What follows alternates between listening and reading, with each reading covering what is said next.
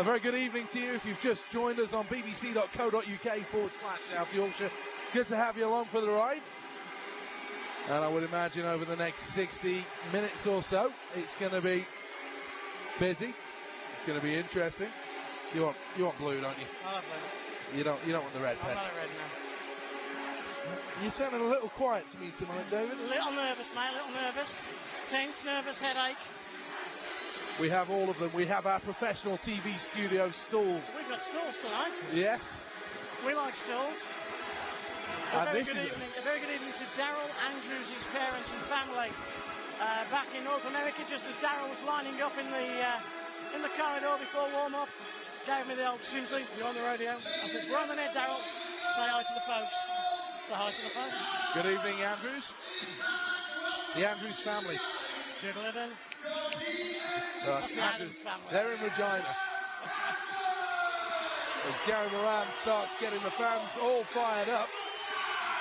Curtis Cruikshank's the first man onto the ice. Interesting watching warm-up tonight, Seth, and the big thing was obviously all eyes on the three NHL players. You've seen McKenna before. Of course, you've seen Nemirovsky before, but just for a handful of games in Bracknell several years ago.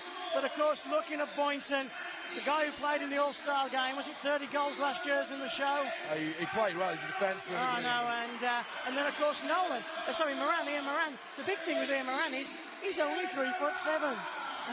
He's quite small. I mean, that's Paul Moran. Oh, sorry, got it wrong. But no, Ian Moran as well, not a big guy.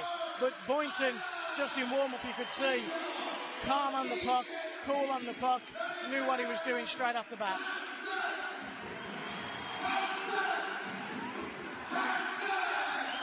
Clapping doesn't really work when you've got a microphone in your hand. We've all found that difficulty in our time. Yes, we have. Some big names there out on the ice. So you had a complaint when you phoned me? We'll go through it in between periods. Can't we go through it now? No. Oh, is that right? Is it a big complaint or a little complaint? It's a big complaint. Oh, is it? Yeah. All right. Excuse me, folks. We're just going to turn off for a second. We'll be back in 30 seconds.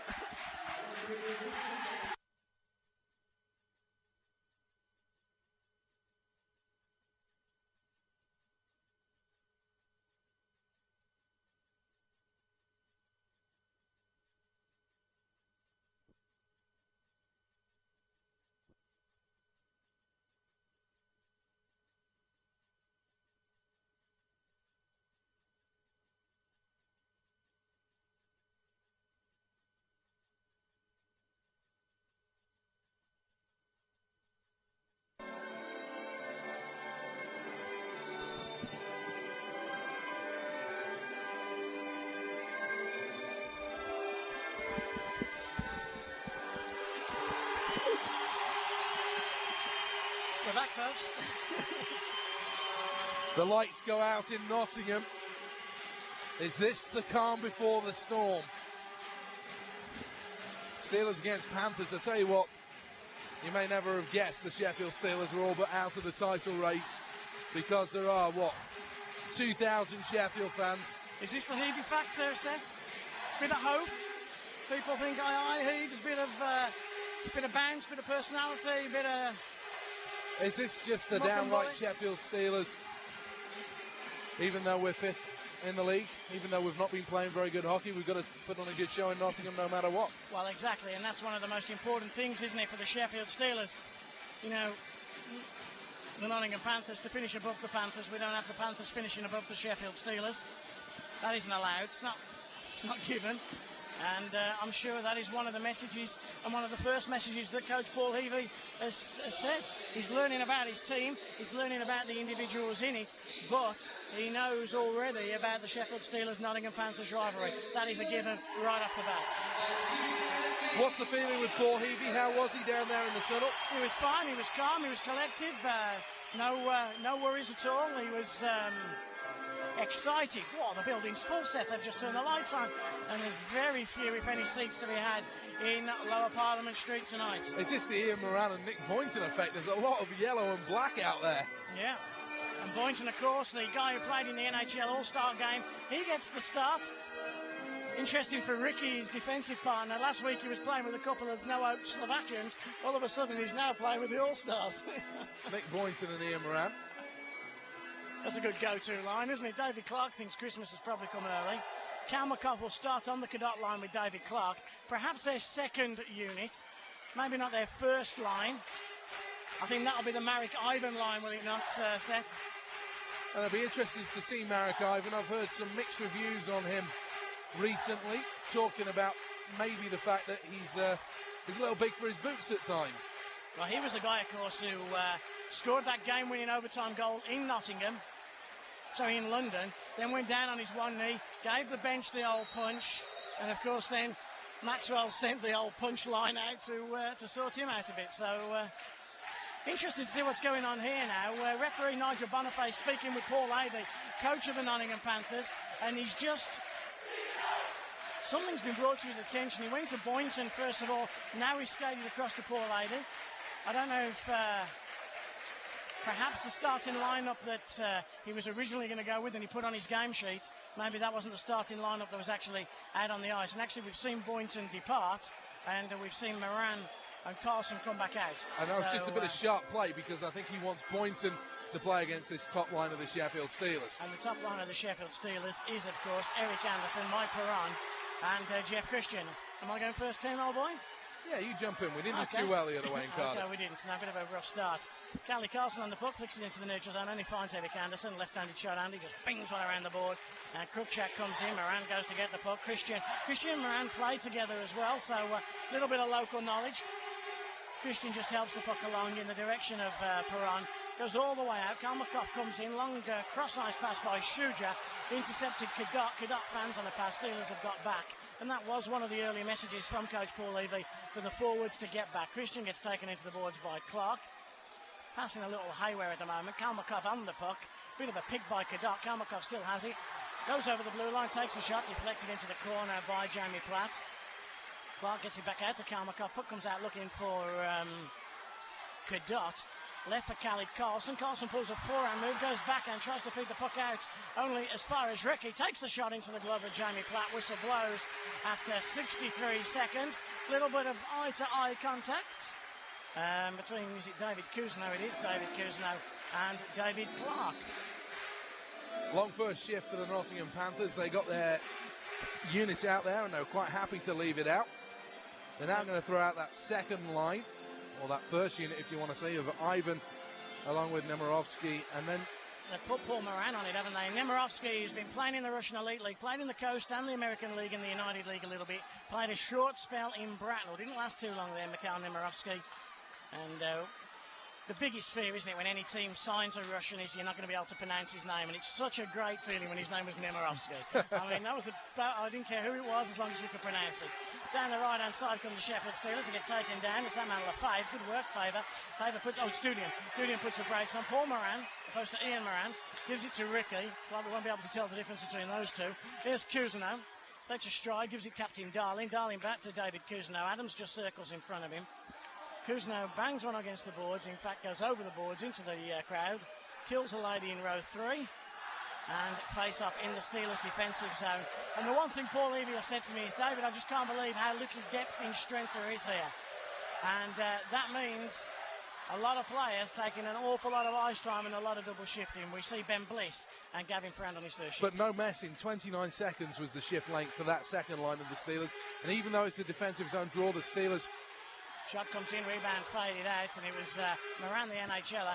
Now it's with Gavin Farrand. And when I went for a little stroll with Paul Avey, one of the things was that these kids have got to play. He says, because couldn't play off time, they've got to play an important role in our season. And here's a chance for Gavin Farrand. He just knocks one into the centre position where Cruikshank just gets on it.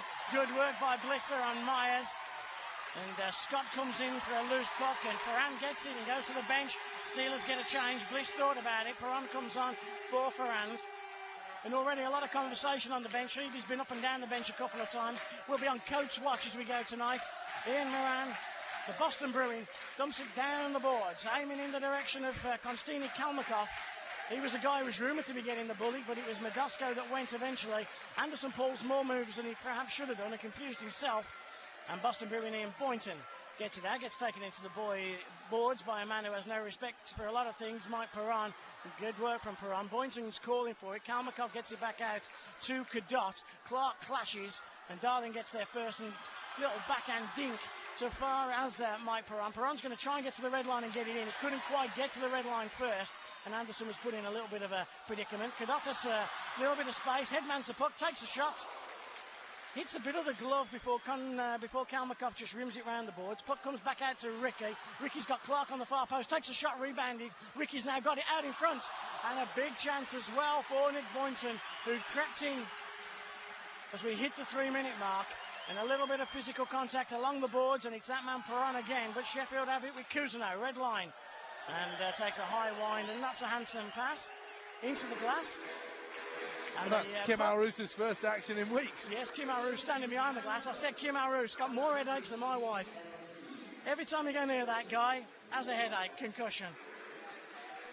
Big loss to the Nottingham Panthers, though, because he's a good player on his day. Go to bed early, Kim. It works for the wife. Panthers 0, Steelers 0. If you want to text us, you can do this evening on the 07973 116 185. You almost forgot it then, didn't you? Do you want to say it again? 07973 116 185. Callie Carlson does his Jane Torval and Christopher Dean impression and has to come back a couple of times because a couple of Panthers had gone high. Carlson then takes a bit of a run at Darrell Andrews. Easy to do that when you've got the 6'4" NHLers on your team. Callie wasn't doing that before they arrived, of course. And Carlson's gone in pretty deep and he's trying to pin Darrell Andrews. Dudium comes in for a bit of moral support. Who's going to get there first? Is it going to be Marek Ivan? No, it's Sample. And Sample's just going to dink one off the boards, and he does a good job. And he gets it to the big G. Adams. Adams gets it to Dudium. Dudium top of the circle. Fires 1-5-0. Cruikshank makes the save. And Mark Dudium shooting the puck. That's the message from Paul Heavey. A very clear message as well. Steelers worked hard. He got Shudra. And in weeks gone by, Dudium wasn't taking the responsibility of putting the puck on net, and that's exactly what he did. And when Dudium went down there on the 2-on-1, you were half expecting the pass. In fact, I was expecting it to come across, and it didn't. And I was pleased to see Dudium. Good goal scorers are greedy goal scorers, and that's what you need. Face-off win, back out to Darling. Darling's going to take a shot. Blocker by Cruikshank. Who's going to get there first? Excellent work again by Sample. Gets crushed into the boards. Boynton on the backhand pass right on the tape as well of... who's that? Who the hell's that? Oh, sneak somebody out. There's Wojciak, isn't it? Wasn't he in a group, Wojciak and Wojciak, or was that somebody different? There's Darling Orr, gets caught with it, gets taken down as well, and a turnover, but then good work by, I think it was Gav Farrand on Wojciak. Platt comes out, makes the catch, and whistle blows. And the battle of the third lines, and one thing Heaves was really concerned about in the early stages of this game was whether Paul Adey would use his last change and get the big line out against. I've got to say that third unit has so far come out and have had a lot of grit and a lot of determination, and they've worked very, very hard. And this is a chance for Ben Bliss. This is a chance for Gavin Farron, because you know what? Paul Heavey knows neither of them really from Adam, so they've got a chance to impress him. Clean sheet of paper. That's exactly what it is, isn't it? Everybody starts afresh. Goodall gets kicked out of the circle. David Clark comes in. 4:28 gone first period. We're still scoreless here in Beirut. Schuger tries to dipsy-doodle his way out of it, but not to be. And Kalmakov had a bit of a loose puck. Puck's in the neutral zone now, collected by Nick Boynton. Right-handed shot, as smooth as they come. Like the wife's legs after a long bath and a good shave. As smooth as possible. And Schuger just gets to put back into Jamie Platt. But he is smooth, isn't he? What else? How would you describe smooth? Oh, no, he is very, very smooth. He makes Shane McCosh look like a ragged skater, doesn't he? He's smooth. He's a decent player. He's a good boy, isn't he? I mean, Darrell Andrews has just made the save of the night, by the way. A little back pass from Darrell Andrews where he had to strap the pad to the post there and kick it away. Oh, he's a great player, Nick Boynton, and you know, a real pleasure that fans in England can see players of his quality. Yes, wish we weren't seeing them. Wouldn't it be nice if the NHL went back tomorrow and they'd lose these three? After we've seen them. After we've seen them. No. Actually, if they went back into the second period, that would be different. Stop by Platt, leaves it for Schuger, almost gets caught with it. Pass out to Perron. Just gone the 5-minute point, and Perron has to do something he doesn't like to do. Circle just in front of his goalie, but he gets it out to Andy. And now the heads-up play. Anderson takes a shot. Perron goes to the net. Backhand Perron. Cruikshank gets his blocker to it. Kalmakov collects. Cadot just in front of him. Ricky's joined in the play as Clark and Boynton go to the bench. Surely Ricky was offside. There's a shot from Kalmakov, and it kind of bounced, and for a second you didn't know where it was going, and then Platter got his glove on it. Good shot came from Kalmakov against the grain there. He'd got Jamie Platt as we look at him at that far end of the ice. The Steelers are skating towards us in this first period. He got him going from left to right. He shot it back right to left, and it forced a little juggling effort off the blocker and then eventually into his catcher. Good to see Perron go to the net on the Anderson 2-on-1 as well. That's what you need. Go to the net.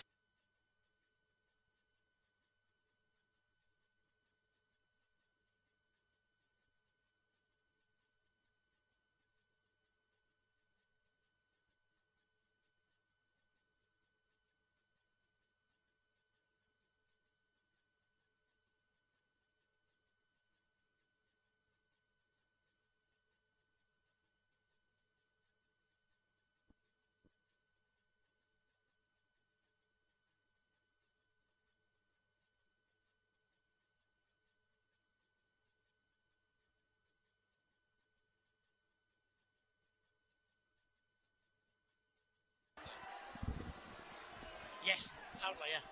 It almost doesn't matter what he's saying, does it? It's always running up and down. Sorry about that, a few technical difficulties, but we are back with you live. Still 0-0 here in Nottingham. Dave Sims. Pass out to Jeff Christian, collects on the red line. Cross-ice dump, looking for Mike Perron. Pernsey picks it up. Right-handed shot, Callie Carlson comes in. Pass back to the point. Shot comes in. Oh, there was a bit of a rebound, and it almost fell to Eric Anderson. Shuja with like a weak shot, just trying to get a few deflections. Now Perron's got to get the cycle going. Back out to Anderson. He scored the winner here, didn't he, in overtime not so long ago. Marek Ivan, drop pass, Ian Moran. What's Ian Moran going to do? Because he's used to passing to a few better players than Paul Moran, but anyway, he gets it and he gives it to Marek Ivan. And Marek Ivan knocks one through, collected Darryl Andrews as McKenna's on him. That's a pretty big line, isn't it, they've got out there right now. They've got Marek Ivan out there. They've also got Nimirovsky, Ricky, and then they've got Boynton as well. So they're powerhousing up. And it's Marek Ivan who makes Jeff Christian look a little bit of a fool. Takes a shot, gets deflected, just goes past the stick side of Jamie Platt's goal. Steelers now bang one off the boards. They come out only as far as the neutral zone. Marek Ivan tries to headman again, does headman, gives it back to Nemirovsky. Nemirovsky loses it in his skates. Is there a chance for a breakaway here? Steelers perhaps can get a bit of a 2-on-1 going. It was with Ferrand and Christian. Ferrand's got to go to the net and Christian's got to find him. Can't do so. And I think if Christian had looked up and seen a Perron or an Anderson, he may well have driven the net a little bit more there, but he didn't. He saw Gav Ferrand and then kind of just went for that kind of pass into the neutral zone, and he just never came off. I suspect that he'll be in trouble for that because over the week the Steelers have been working on this soft dump into the zone where they just get it in deep and then you go and chase it. And we've said before, haven't we, it is called dump and chase, not dump and watch or dump and let the opposition get there first. But Paul Levy will be quite pleased, I think, with his first 9 minutes as a Sheffield Steelers coach. Darling gives it back to Cousineau. Cousineau's looking for the man on the outside. It is Dudium, who makes a lovely little pass to Sample, who gets run over by Boynton. Cruikshank comes out of his net to feed. Kalmakov gives it to Kadot, and he gives it a little soft ice dump. Shuja bursts across the ice. Don't hear that very often, do you? Shuja bursts across the ice, but he does, and a cross ice dump in the direction of Sample. Sample's still there. This time it's Sample versus Paul Moran. He has a bit more joy with Paul Moran than he had with Ian Moran. But good work by Sample. Moran's got his stick right in his face. No penalty call by Nigel Boniface. Pass out in front by Lefebvre. A bit of a pass to nowhere. So it's Jared Adams. Now Dudium gets it as Adams makes his way back to the bench. Collected by Ian Moran, who has Matt Myers with him. Myers is just on the drop pass if he feels like doing it, but Moran gets taken out. Ian Moran by Mark Lefebvre. And now it's Dion Darling, rims on around the board, and again that goes into the crowd as well. And 3 or 4 times the puck's been rimmed round that far side, hit the plexiglass, and ended up going high into the crowd. Those are the expensive seats in Nottingham because you may be paying for dental surgery for the rest of the year. It may only be a £15 ticket to get in, it may be a £2,000 snip though. 10:58 remaining. I've got 58 seconds to bring you the first Steelers goal. Let's see what we can do. Face off in the Panthers defensive zone. Does he come out of the zone? No. It's there with Boynton. Takes a shot. Deflected by Platt into the corner. Collected by Gav Ferrand. Gav Ferrand leaves it for Cousineau. Knocks it into the neutral zone. Collected Ben Bliss, who chips it into the corner. Then goes for a skate round to get it. He had to take the long way because Marek Ivan and Ricky, they were all there trying to get a piece of him. Moran is out there. Paul Moran this time. Paul Moran's got it off a pass from Myers. Gets it back. Myers takes a shot. Deflected off the stick of Bliss. Goes out to Ricky. Chips one into the corner. collected by Wojciak, tries to get it back to Paul Moran. Paul Moran faked the forehand, went to the backhand. Now Gaffaran gets it to Lefebvre. Can Lefebvre hit the red line and get it in deep? He skates across, gets the red line and gets it in deep, and now goes for the change. And that soft dump again, where he just ladled it down this near side and then made sure it gave the chance to go for the change. And I've been really impressed with the third unit for the Sheffield Steelers so far. No respect of reputations. Mike Perron just runs Nick Boynton. Only $1.5 million in between their two pay scales. And it was Pernsley that got the better of Boynton on that occasion. It's live in the Steelers fans up here. It's Perron again. Top of the circle. Fires one. Rebound out in front. Christian couldn't quite contact. Perron's on a mission. Perron back to the point. Darrell Andrews looks for the wraparound. Christian gets taken down. Penalty against the Panthers. It's coming in, folks. And it's going to be a penalty taken on the Nottingham Panthers as Christian was hauled down in front of the net. And at 10 minutes and 19 seconds, the Steelers will go on their power play. And the Nottingham Panthers are going to lose one of their NHL boys, I think. Ian Moran could be the one that's being called across to the penalty boxes. He looks a little dumbfounded as he starts to make his way across. And Moran will now take his seat in that penalty box. So the Sheffield Steelers power play has to start ticking sometime soon. 20 minutes every day in practice. The Sheffield Steelers have been on the power play this week. That was my little KFC chat with Heaves about an hour ago. We were just talking about his week so far. And he puts the big unit out there. That's the Jared Adams unit with Sample and Dudium. So actually he doesn't put the big unit out. He's saved in the Perron Anderson unit. Here's Ranchuja. No, I'm sorry, mate. I've brought into 30 seconds of your time. So to take us through to the end of the first period. And the Steelers' first power play, Seth Bennett. Andrews takes Boynton hard into the boards, right down below us. Can Dutian win the puck? Round the boards it goes into that right wing corner, picked up by the Sheffield Steelers. Here's Adams. Oh, it just took a bad bobble for him though, and it should be cleared away. Cadott going to get hit hard here. Steelers win the puck back. The referee just won't get out of the way though. Cadott's there. So's Boniface. He's pinned in on the boards. He's trying to get the hell out of there. He can't quite do that. It's a great hack on the back of Cadott's leg by Adams. Everybody's pointing and shouting and moaning as Andrews will pinch in again, and the Steelers will try and get this puck going again. This has been a good shift, pinning the Panthers back. Now can Ducium set up. The puck won't settle on his stick. They need somebody out front. Now there's a man to go and do that. That is Shooter. Shot's going to come in right away through. Cruikshank didn't see it. He made the save in any case. And now this is a chance for Boynton to clear it all the way down the ice off the stick of David Clark. And behind the net of the Sheffield Steelers goaltender, Jamie Platt. 47 ticks on the clock remaining on the power play. Gorgeous slash by Jared Adams into Ricky. And perhaps the referee didn't spot that. That's a hometown call, isn't it? The referee and Adams come from the same neck of the woods.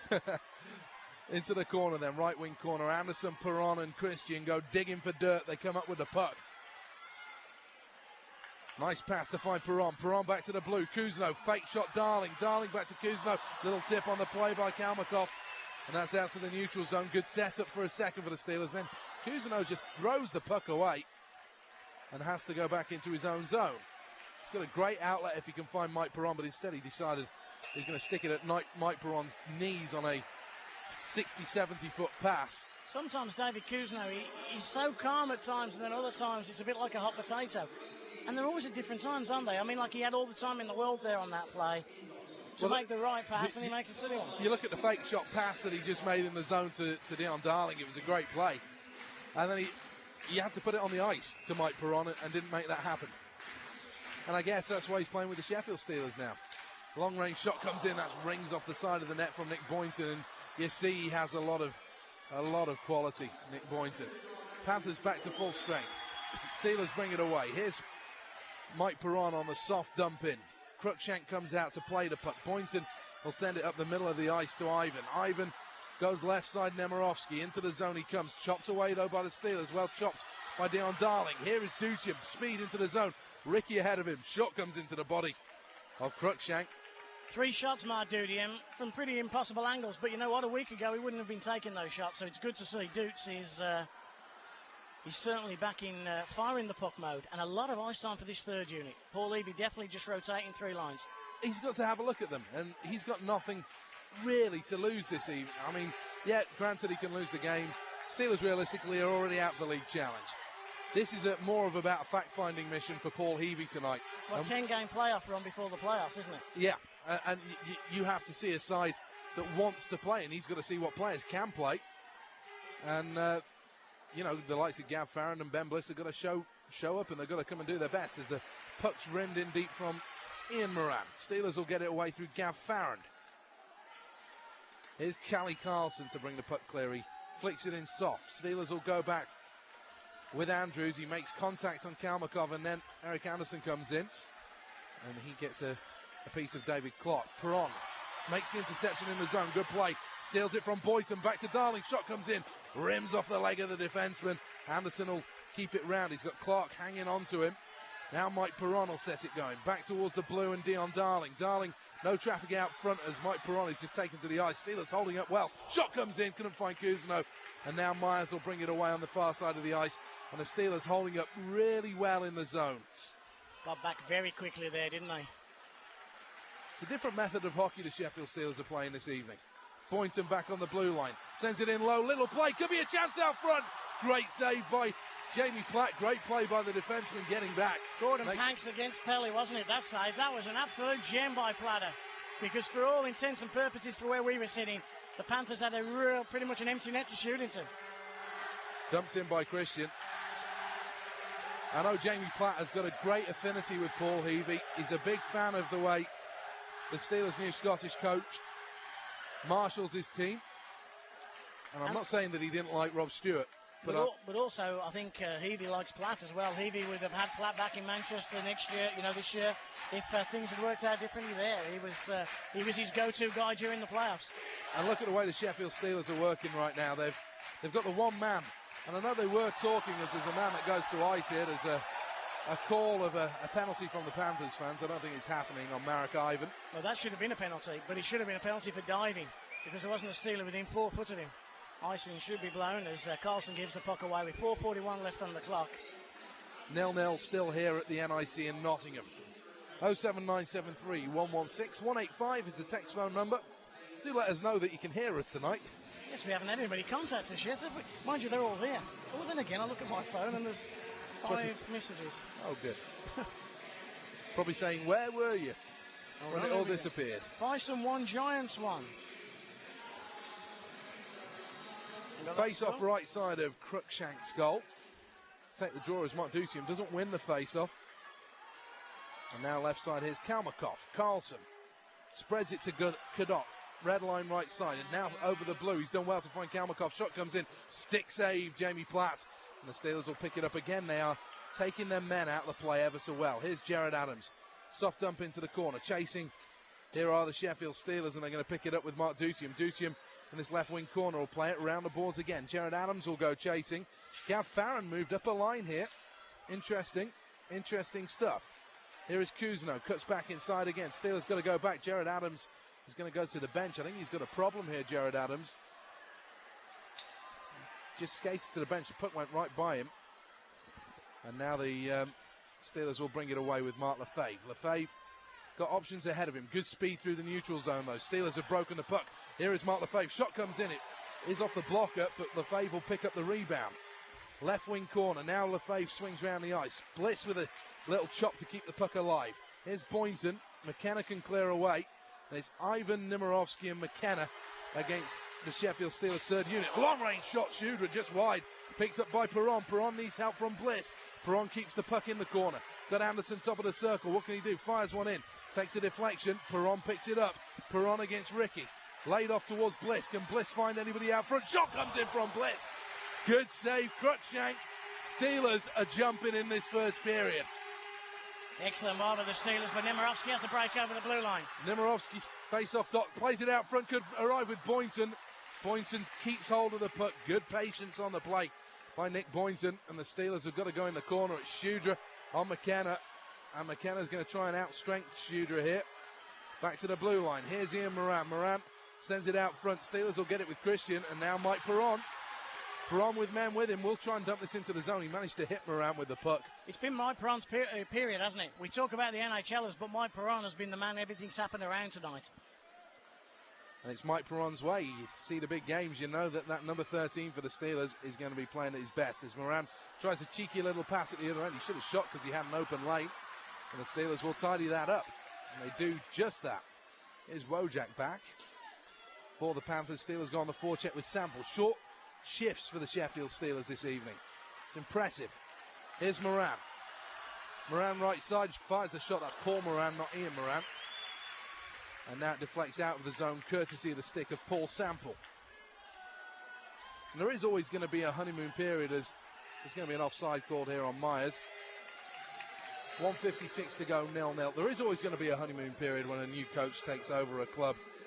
But it's a different system to the way the Sheffield Steelers are playing right now, and there seems to be a different attitude. I think it's a more of my Blaisdell way, isn't it? I think that's exactly how the Steelers are playing it right now. They're doing the hold-ups well, all those little things that Blazer used to insist on. Guys coming back along the lanes, picking up the wingers, doing all those simple little jobs, and I think that's perhaps what Paul Healy has asked them to do in the first 3 days.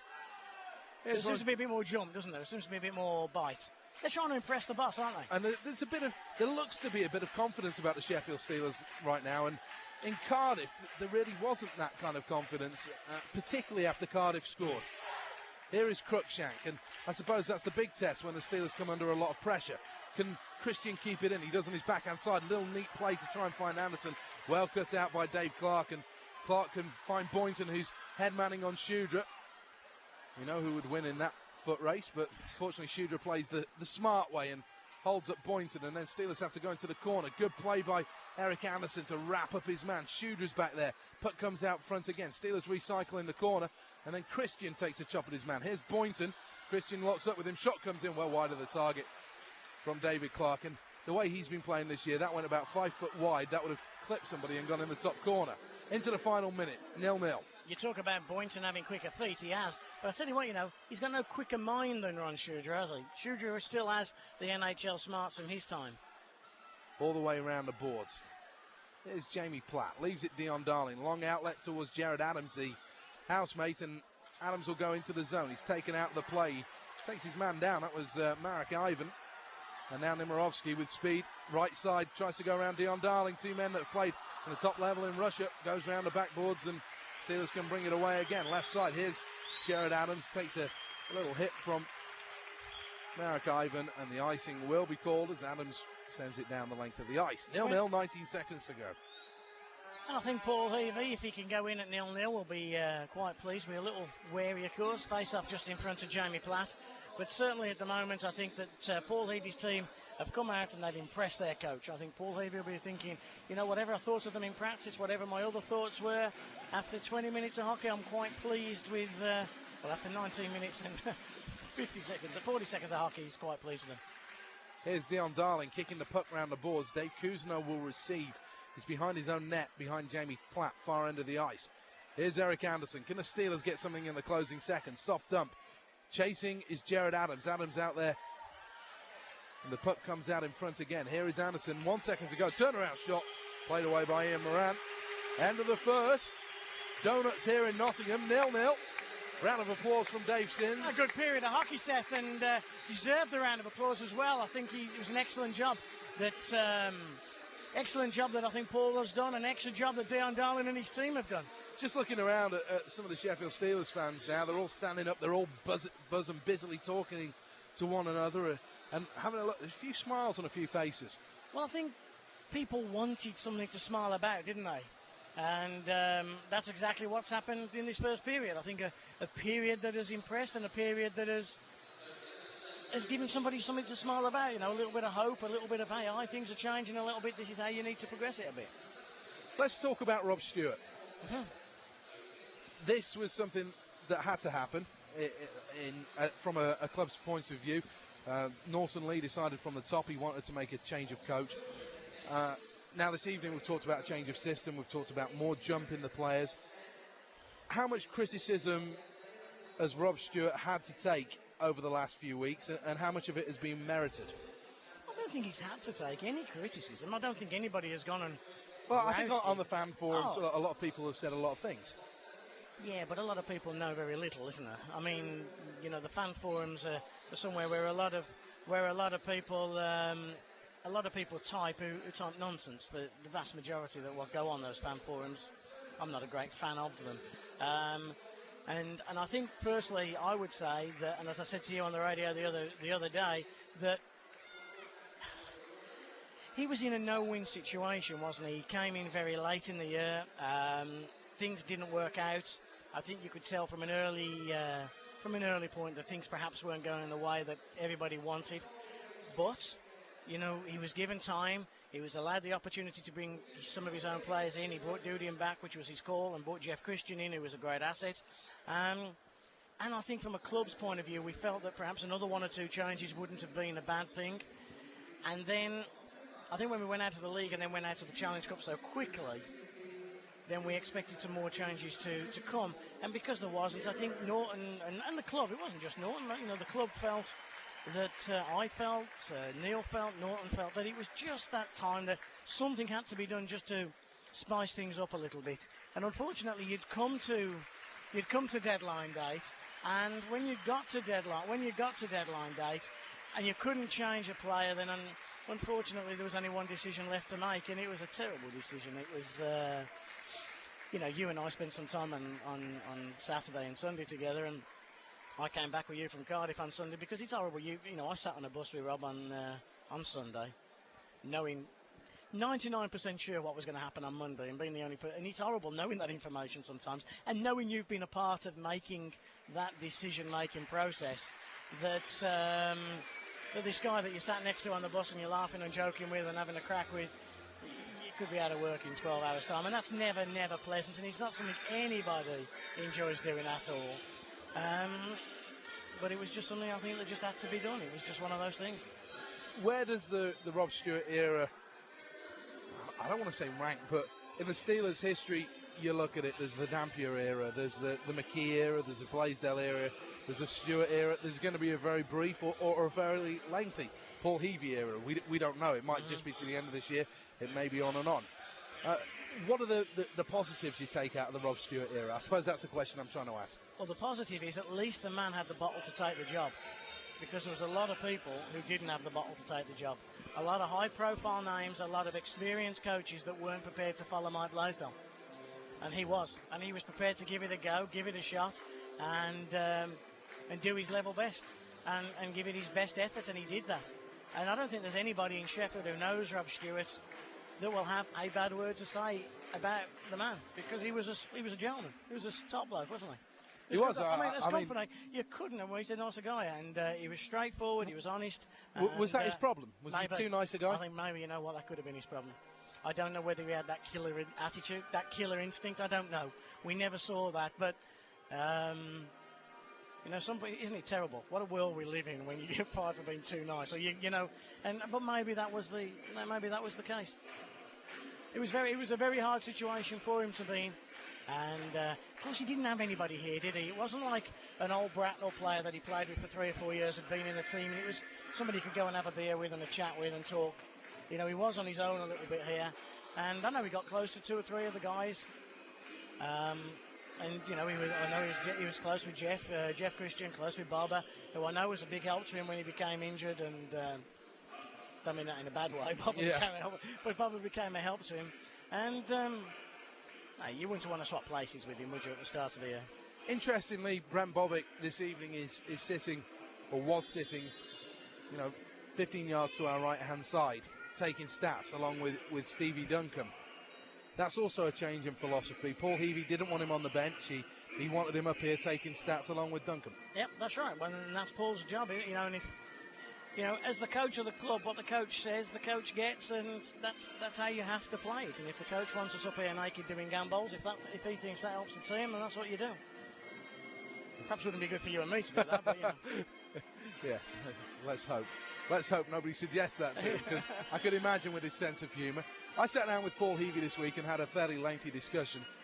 The other thing that seems very evident, Paul Heavey walked into this situation, and he's a very demanding person, and I mean that in the right ways. Within arriving at the club within 24 hours, he says, look, I want a TV, I want a video, I want table tennis tables, I want other things around the club, I need a stat system in place, I need a number of other little things that haven't been there for whatever reason. He all of a sudden says he wants it. He's setting up player meetings individually. And as somebody that hasn't met Paul Heavey a great deal, I've had limited dealings with him in the past in a media capacity in an interview situation, to sit down with him and hear him talk, I was very impressed.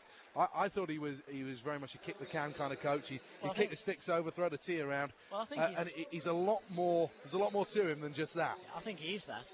I think he's an emotional coach, and I think we've done well in the past with two emotional coaches, Alec Dampier and Mike Blaisdell, and perhaps the less emotional Don McKee, Rob Stewart. Perhaps we haven't. So I think it was important to bring somebody in the Blazer mould, if you like, back here. So I thought that was very important. But I'm with you. I've known Paul for over 20 years, and the most important period of time I spent with him was those 4 or 5 days last summer in Canada with Tony and Paul Thompson. When you went on this coach's seminar. Yeah. I'm glad you called it that, not a jolly. Coach's seminar. And I didn't realise just how methodical and how prepared and how much time he put into his preparation. And he is absolutely 24/7, totally focused, totally committed, obsessed maybe, man. And I think that is what Sheffield needs. I think that is something that works. I didn't expect it, but he reminds me a lot of Paul Thompson. The little bit more I've got to know him, the Coventry Blaze coach, who to me could be one of the most prepared coaches in the league, one of the most hard-working coaches in the league, and has one of the best teams in the league for all of those reasons. And Paul Heavey seems to be of similar mind. He sits there and he considers it. And it's that Solihull background, both of them had it. Did he sack Heavey? No, I wasn't either brave enough, foolish enough, or tough enough to sack Heaves. Heaves did 2 spells with us in Solihull. Came down with Paul Hand the first time. And to be fair, they probably gave you the toughest blue line in the league at that time. Oh, God, they were frightening. And then both of them left pretty quickly. They couldn't take Solihull. Solihull couldn't. I think actually they were too big for Solihull. We thought we had some characters until they arrived. And they were wild boys. We're talking 20 years ago. I mean, they were wild. I mean, some of the guys that come across now who pretend to be wild, who think they've seen it all, think they're tough, think they're a little bit ragged around the edges. They ain't meant nothing till they seen Heavey and, Paul Heavey, Paul Hand. We had Johnny Ardell, Terry Ord. I tell you, it was hard keeping control of them boys, but good fun. And then he came back the second year. He came back the year after, and he was big mates with Rick Ferrer. And Rick brought his brother over, Frank, and Jim Main and Brian Mason, and they were the central part of the team. And he was captain Solihull for the year, and was great. Scored a lot of goals, fought a lot of people, played D, played up front, had responsibility, was a leader. And very similar, I think Paul Heavey, because Paul Thompson had the back injury that curtailed his playing career. Paul Heavey had a playing career, but Heaves will admit that he was not the greatest defenceman in the world. Tomo was not the greatest defenceman. And if you'd have turned around to me 15 years ago and said, those two guys slumped in a corner over there with a bottle of beer are going to turn out to be the 2 best British coaches this sport's ever seen, you would have said, what are you smoking? And they have been. And perhaps it's because they didn't have perhaps the opportunity to be the big player. Perhaps they felt that they needed better coaching than they were getting. That both of them have had a similar background. And Tomo celebrating 10 years in coaching this year with his testimonial year, and so is Paul Heavey. He's 10 years as well. Big mention to Ron at Tinsley Calf. Best breakfast in town. Just gives us a wave. It is. Terrific lunch as well. Yeah. Always and that mad guy in the Romanian top, I think he's one short of a full load myself, but... Well, he's from Leeds. Is that what it is? He's from Leeds, yeah. Boing, boing, boing, boing, yeah. Exactly. It's a good job that he didn't see you. We need drink here, don't we, mate? Do we? Yes, we do. Whether it's water or alcohol, I don't know, but we need drink. Well, you're always good on these things. I'll go and find somebody I'll chase. Right, keep your text coming, 07973 116 185. We're going to get a quick drinks break here. Try and lube up the vocal cords, and we'll be back with your text shortly.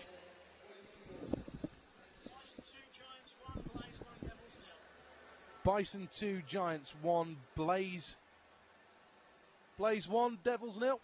Yep, those are your latest scores. It's bbc.co.uk/South Yorkshire. We'll be back with more shortly.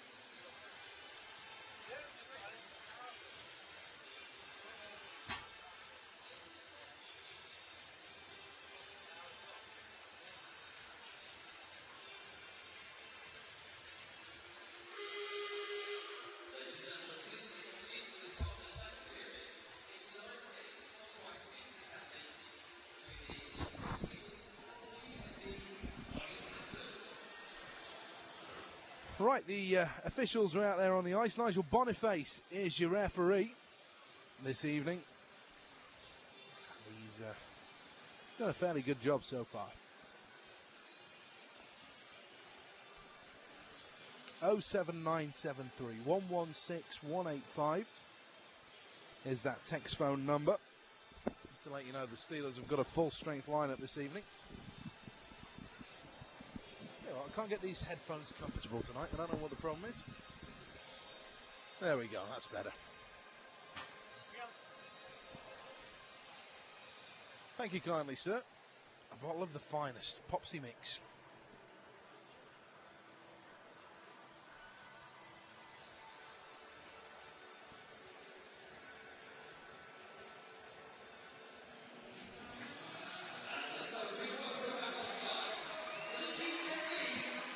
As Curtis Cruikshank leads the Nottingham Panthers to that far end of the ice.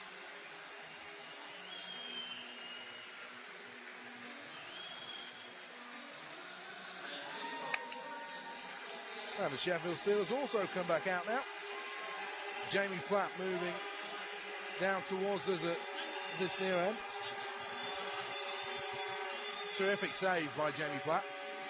You can say what you like about the save as long as you put the headset on.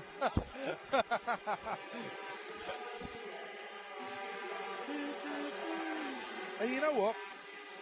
People have talked about the Nottingham Panthers having a lot of point scorers, and they've talked about the Sheffield Steelers seriously underachieving, but David Clark has 38 points, Eric Anderson has 37, then it's Marek Ivan on 35, and Jeff Christian has 36. After that, it's very, very similar. Jared Adams has 26. You've got Cadot, who has 33. I guess that's the anomaly. But Alrus only has 25. Kalmakoff only has 24. Then Craig had 18. McKenna 15. This may be a little more solid on the Panthers side, but there isn't a massive difference in the two sides. How many does Moran have? And Myers? Paul Moran is... Here, he's got 7 points. And how many's Sam's got? 8 points. And Myers has 14 points. Yeah. Well, we're back off and running and we're at the races, folks. Schuger takes Ricky into the ice. And the play going away from us if you're a Sheffield Steelers fan. To us if you're a Panthers fan. Just 15 seconds gone. Ricky will pick up a soft dump out by Ron Schuger. Gone very quiet, hasn't it? Almost like the headset had gone off. But here's Ricky now, comes out, right-handed shot. Nice little pass out to Cadot, who's deep in his own zone, looking from Kalmakoff. Kalmakoff bounces off his skates, collected by Jeff Christian. Christian backhand pass, looking for Anderson. Not collected. Boynton knocks it through the neutral zone, loosely collected by Christian. Headmans the puck over. Here's Anderson, takes a shot, rebounds out in front, chance in front as well. Never fell to Mike Perron. And now the Panthers break with Cadot. Cross-ice dump into the corner of Dion Darling. Takes it on his backhand side. He had an easy outlet first time around, but he makes a difficult pass to Perron. It comes off. Perron, blue line, red line, cross-ice dump. Adams goes to get it into the far corner. And the big G, soft pass around. Coulson has a little bit of Perron, but Perron is just too strong for Coulson. Gets it back to Darling. Darling takes a shot. Man out in front. Rebound. Just goes past Cruikshank. Marek Ivan is all over Mark Dudiam. Dudiam out in front. Dudiam's got a backhand as well, and it's a one-man show. Dudiam for a second. Cousineau's looking for a pass. It's like the Steelers are on the power play. They're not. And Dudiam still got it. Cousineau still got it. Takes a shot high. Rebound falls, and Cousineau just couldn't pick his own rebound up. 2-on-2, 3-on-2 if the Panthers play it well. Darling's going to force his man wide. Puck comes in. Cousineau's done a good job on McKenna. Cousineau's done a great job on McKenna. There's a good foot and a couple of inches between those two. I'll tell you what, he's done such a good job on McKenna because it was Jared Adams. Was it? It was Jared Adams. I was a bit surprised that Cousineau did such a good job on that. I mean, due respect to Cousineau, but the way he played it was a physical style. He stepped right into him. But Adams did a good job on him coming all the way back there, didn't he? And didn't let him go. You knew the shot was going to come to the net. And if Platt had given him anything, and if McKenna had been free... Did well. He's got a long stick and a long reach as well. He can have taken the body and he can still be hooking around you and dangling the puck into the top corner. Just 90 seconds gone and the third units are out already, 2 shifts down, and that means it's the Fave and Ferrand line with Ben Bliss, and Bliss impressed in that first period. Here's Gav Ferrand, and he hits the blue line, offside called, and what Ferrand should have done, of course, was just dumped it in and got it in deep. and he didn't. He went for a fancy pass to Lafave. He'll be told about that, though. He will be. He's got a big chance, though, Gav Ferrand, and we know he can do it. But what he's got to do is just perhaps not get overawed by the occasion out there tonight and just do the simple things right, because that's all Big Heaves are wanting to do, are the simple things. The other thing you have to remember about Gav Farron, this is his first real go-round with the Sheffield Steelers, and it's his first time ever really playing a relatively regular shift. So, you know what? It takes a lot of players to the second half of a season just to actually figure out what they're meant to be doing out there. Yep. Shot comes in, gets deflected. It was off Matt Myers and Wojciak. You know the single that Wojciak had, it's bugging me.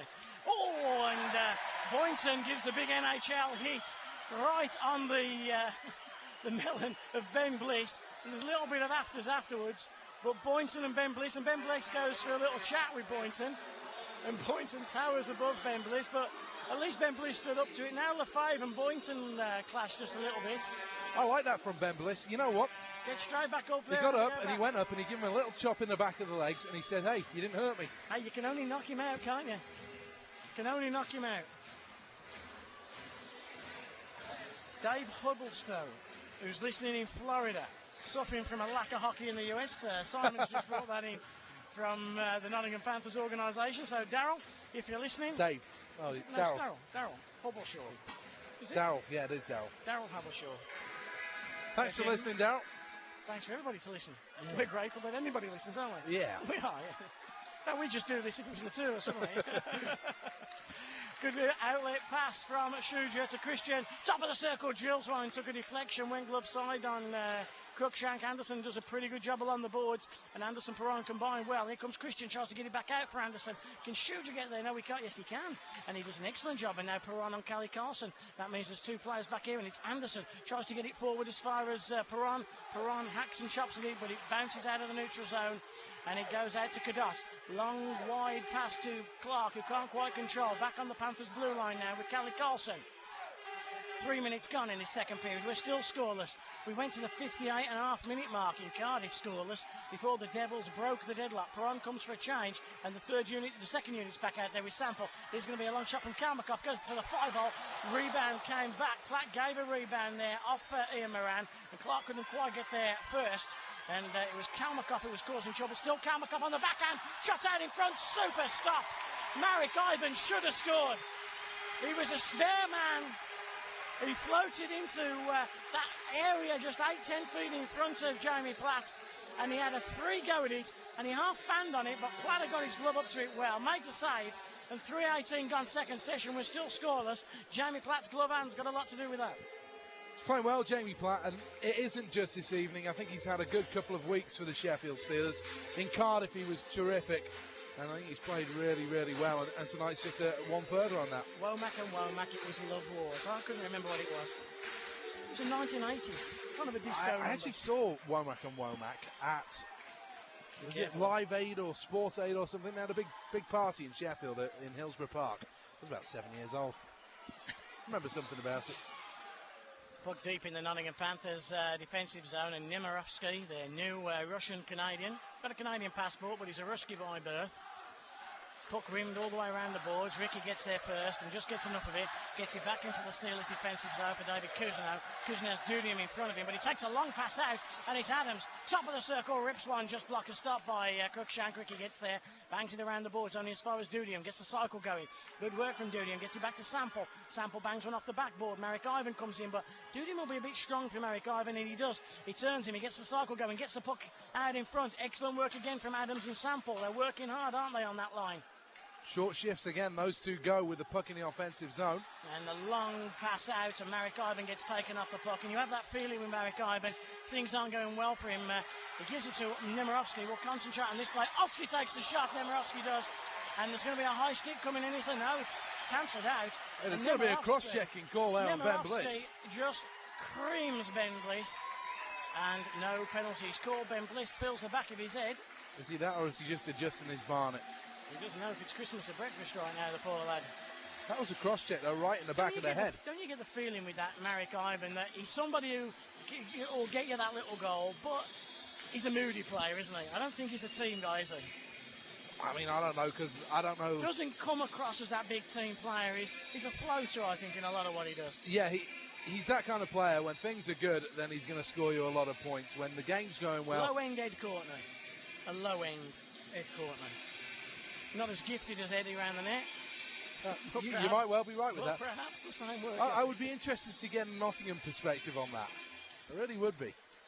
Face-off, and it's Hack and Chop, and Myers is in there again. He is their go-to guy on the face-offs. And this time, it's Ron Shuja, who's got Gav Ferrand and Jeff Christian on the third line. So Ferrand and Christian do a pretty good job of knocking the puck forward into the defensive zone. Hand pass called against Jeff Christian. 4:45 gone second session. And you get the impression that Gav Ferrand could be looking to fight anybody tonight. He wants to make an impression on Paul Heavey. He wants to make sure that number 21 remains on the team sheet. And, you know, when he's looking for a line to throw out there, that Farron's name isn't going to be too far from his lips. Ferrand is on the right-hand side of Lefebvre and Bliss. Lefebvre at centre. And Lefebvre against Myers. And Lefebvre does not a bad job, but the puck is eventually won by Myers. Back to Callie Carlson. He goes rink wide to Nolan. And a big hit comes in from Darrell Andrews on Matty Myers. But good work from Paul Moran, who beat shoots all ends up. He knocks the puck into the neutral zone where Ferrand gets it out. Ferrand and Myers clash. Myers really got a part of Ferrand on that one. Icing waved off as the NHLer Moran gives it out to Callie Carlson. Carlson heads up play to Paul Moran. Kind of a spear in the ribs from Ferrand there that kind of halted Paul Moran's little skate. A bad bounce off the boards as Darrell Andrews now tries to find Gav Ferrand. Recchi will get there first. Line change as the Steelers' third unit comes off and replaced by the second unit, which has Sample on it. Excellent play by Darling. He was off his wrong leg and he just manages to keep the puck in the neutral zone. Gutian's just hacking and a chopping with Cadot. Collected by Darling. Rink wide pass to Sample. Sample back to David Kuzno. Hard forecheck by Cadot. But Kuzno makes a nice play and makes a play to Sample, which had an interception on it from Kalmakov. That's why icing's been called off, and now Recchi gets it. Left-handed shot, Recchi goes out to... that's Mark Ivan again, isn't it? And it's David Kuzno this time, off the back of the board. Sorry, it was Kalmakov. Cadot gets taken out of the play by Jared Adams. Great play by Jared Adams. Takes a shot. Cruikshank gets a bit of it. Then the Steelers player Sample's taken down. Big hit comes in off a Panther on Dudian. Right down the left-hand side. And it's David Clark. Top of the circle. Fires it right into the shin pad of Dion Darling. Puck rebounds around the boards to Jeff Christian. Christian's got Cadot's stick. Christian takes a wild swipe. Clark takes a shot. Glove save again by Platt. And it's a big glove tonight for Jamie Platt. Mark Cadot is weighing it up. He's looking for an option. Here's Clark. Takes a shot. Rebounds off Christian. Taken down. Penalty called against Christian. That'll be on a trip. Man out in front is Clark on a delayed play. But Steelers have the puck. Whistle blows. Dion Darling touches it. And I think Jeff Christian, is it Christian or is it Perron? I think it's Perron that's going to go on the trip. And is that for the trip? It will be for the trip. But I got to say, there was a little bit of inexperience.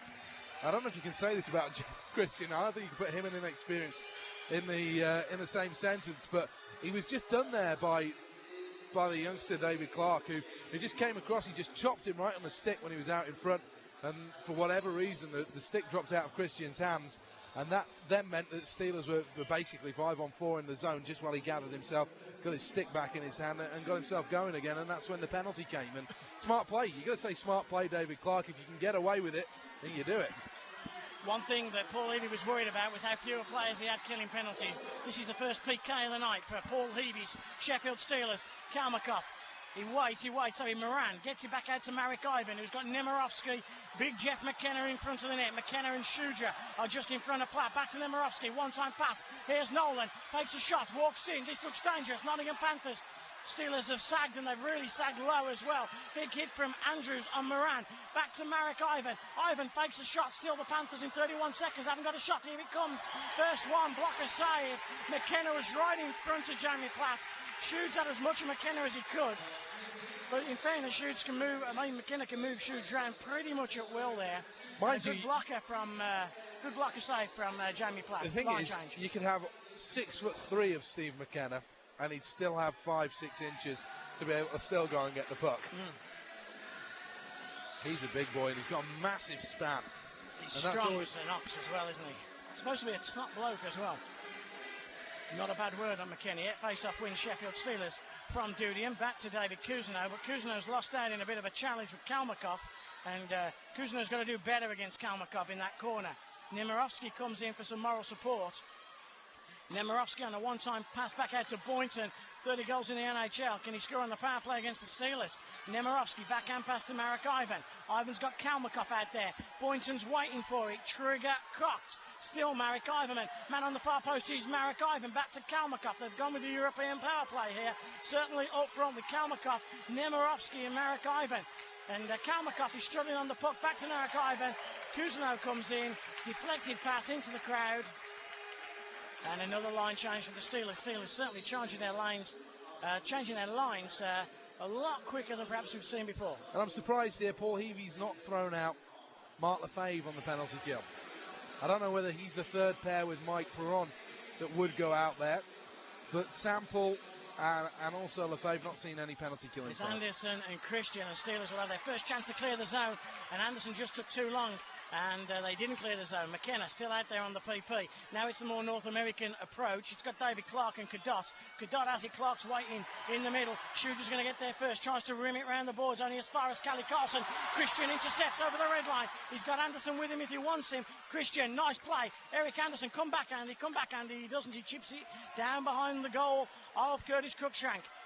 Carlson and McKenna take Christian. McKenna takes Christian to the ice. Now joins the play. That makes it a 5-on-3. Cadott headmans the puck. Surely that was icing. Boynton takes a shot just wide. Callie Carlson takes on his backhand, tries to chip it in. Interception. Ron Shuja tries to rim it out to Boynton. Boynton jumps, catches it. Steelers back to full strength.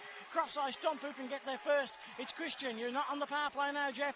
And he just knocks it down the ice. Is icing waved off? No, it's not. Icing's called at the 11-minute mark on the clock. 29 gone. We're still scoreless. Well, the penalty killing was fraught. It was fairly frenetic, but it got the job done for the Sheffield Steelers. Very much. And that's the one area, that Paul Heavey in 4 days isn't going to be able to address. You know what? You can't address the neutral zone trap. You can't address the forechecking options. You can't address the lines. You can't address the individual needs of the players. Never mind a game plan, as well as doing the power play and the penalty kill. He just looked 2 weeks to work with them with no game, wouldn't he? Oh, that would be just perfect for him. A pre-season. That's what he needs. He needs a pre-season. Here's David Cousineau. Bangs one off the boards. Looking in the direction of Gab Ferrand. And Gab's been out there again. And Gab gets in the way. He blocks and he makes a difference. And like you say, tonight, you can come off and Lefebvre, Bliss and Ferrand are no goals against. Then you have to say it's been a good night for the Sheffield Steelers third line. Big hit comes in off Lefebvre. Lefebvre has that bit of physical presence. And again, the Steelers third line out there and for a shift are dominating the Myers line. And if they can just keep the puck down there low, I'm surprised that no penalty was scored there. Here's Ferrand down in front. There's a bit of a chance there, but Cruikshank got the old poke check to it. And Paul Levy will be delighted with this shift because the Sheffield Steelers have just kept the Nottingham Panthers in their own zone. And they'll come back for a change and the bigger unit will come out. But it's Kalmakov, left hand, right hand, goes forehand, goes backhand. Here's Paul Moran, leaves it for David Clark. No, sorry, not Clark, it's Wojak. Wojak back to Paul Moran.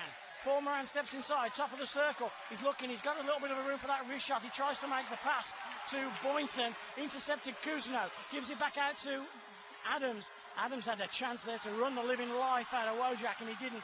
Callie Carlson takes a shot. Glove save, flat. Holds onto it. Whistle blows. 14, 15, 16 seconds into sets commentary time. 9:44 left on the clock. End of the second period. Into the second period. It's still scoreless.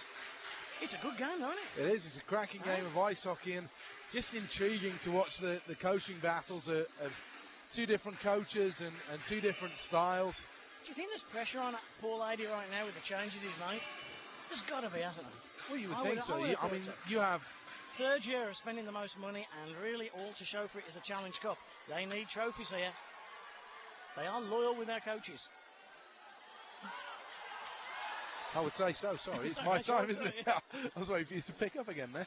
Right, here is the Sheffield Steelers in their own zone then. What can they do? Daryl Andrews goes in to the boards. Marek Ivan and Kalmakov will try and bring it away. Andrews, the old takedown move there on Kalmakov. He'll come in again and then gives him a bit of contact on the boards. And Daryl Andrews needs to be physical. As Mark Dutium is there, and can Dutium clear the zone? No, he can't. Chance for Ivan. Takes a deflection just over the top. And Marek Ivan again will go into the corner. And he'll bring it away with Nemirovsky. Nemirovsky steps out towards the blue line. Puck's going to go out. Good job, Paul Sample. Great job, Paul Sample. Great job, Paul Sample. And Steelers go on a mini line change as Perron just hammers Ivan. And Steelers will break 2-on-1. Shot comes in. Good block. Great block. That was by Nick Boynton, dropping down to block a shot from Mark Dutium. Steelers can keep this in the zone with Mike Perron. Hammers Nemirovsky. Keeps it in the zone. Takes a hit from McKenna. Steelers round the back of the net. Can Kuzno jump in? He will jump in. Steelers got a chance on the blue line. If he can find his man, that's Jeff Christian. Instead, in the left wing corner, he seems to be plowing a bit of a furrow here on the wraparound. The opportunity there for Dave Kuzno. That's a massive slash. Mike Perron, he's absolutely chopped Ivan into pieces. He's down on the ice, and Marek Ivan just isn't a happy camper right now. Well, you know what, with Marek Ivan, though, he's dived 2 or 3 times. You don't know if he was a bad slash or a good slash, do you? I mean, but Marek Ivan, he goes down, he went down quicker than the Titanic. Steve McKenna immediately comes over to Jeff Christian, because if there's a guy lying on the ice, he could be number 1 culprit. If you then scan the horizon, you look to Mike Perron or maybe Dion Darling. It could be any of them. Perron is skating around like Snow White right now, isn't he? Pernsey. A little question. I think Stevie Duncan maybe saw the slash, but I don't think that Brent Bobbitt put that one in the stats book there. Good slash of the night. Well, you watch. Referee never called. It is my bet. Here's my chicken wings bet tonight with you, Seth. Okay. Penalty against the Steelers in the next minute and 18 seconds. Okay. Because he never saw it, but he knows something went on, and they're leaving it up. Or perhaps 2 minutes. Give me 2:18. You're going to take the bet? 2:18. Yeah, 2:18. Take the bet. Take the bet. Here's Ian Moran then, the former Pittsburgh Penguin. Slides it across the ice to Ricky. Into the zone. Big mates he is as well, Ricky, as Mike Perron gets mixed up with McKenna. Those two have a good little battle. That 3-foot difference in size, but the Steelers bring it away. Nice quick pass. Here's Andrews into the zone. Anderson with a leading pass goes around the boards. Perron comes in. Hammers McKenna. And Perron and McKenna are just going at it. Nose to navel. You knew that was coming. McKenna had lined Pernsey up before, and Pernsey repaid the favour. Doesn't care how big he is. No respect of reputations, Mike Perron. And Perron will bring the puck away. He's got Clark with him. Drop pass comes to Eric Anderson. And if Paul Heavey wondered what Mike Perron was about we'll have that on Tuesday, Wednesday, Thursday or Friday, he now knows after 13 minutes of the second period in Nottingham. As the fans chant the Hey Mike Perrons. Here's Dutium down the near side. He's caught up by Wojak. And here's Moran into the zone. Paul Moran, right side, drops it off. Gonna fall to Dutium. Breakout chance for the Steelers. Dutium, with him is Adams. 2-on-2. Shot comes, good save. Here is Adams. Can he get the puck in? The goaltender's way out of position. Still is. Can Adams shoot? Does finally fire one deflected wide. Sample off to Adams on the end boards. Now, lovely pass finds Dutium. Shot. Dutium again. Chips this one in just wide. Through the top of the crease. Dutium shot the puck more in 2 periods tonight than he has since he came back from Italy. That's the Mark Dutium that we all know and love. He has been a powerhouse this evening for the Sheffield Steelers. And a standing O for the last couple of shifts, inspired by a Mike Perron wrecking mission. Paul Heavey had this conversation with me, and I know he's had it with you. He asked a little question about Pernsey, didn't he, after a couple of days in practice? Maybe thought he was a little slower than perhaps he thought. There was a little doubt, and we both said to him separately, and without knowing, we both said, wait till Saturday night before you judge Mike Perron. Because Pernsey turns up when other guys go missing. And Mike Perron tonight has been outstanding. Here is Andrews, can't keep it in the zone. There will be an offside call here. Perron goes in, gives a little bump to Boynton after the whistle. Oh, he's all fired up. He loves those NHL boys. He's had a running battle with Rob Davison all year long. He's had a good little go set to there with McKenna. And he's going to go again off this face-off. Somebody's just texted me to say it was Womack and Womack, not Wojak. I know that, but it's close enough. It's that one, teardrops in your eyes, isn't it? Reminds me, baby, of you. So Perron will have to take the draw against a good friend of his, Mark Cadot. And Perron will win the draw. He kicks it back. Shudra on the red line will dump it in softly. Steelers will go chasing. Perron is on a body-racking mission. He sends it in. He goes to try and find Carlson. Doesn't quite manage to hit him, though, as Carlson is fairly leathery.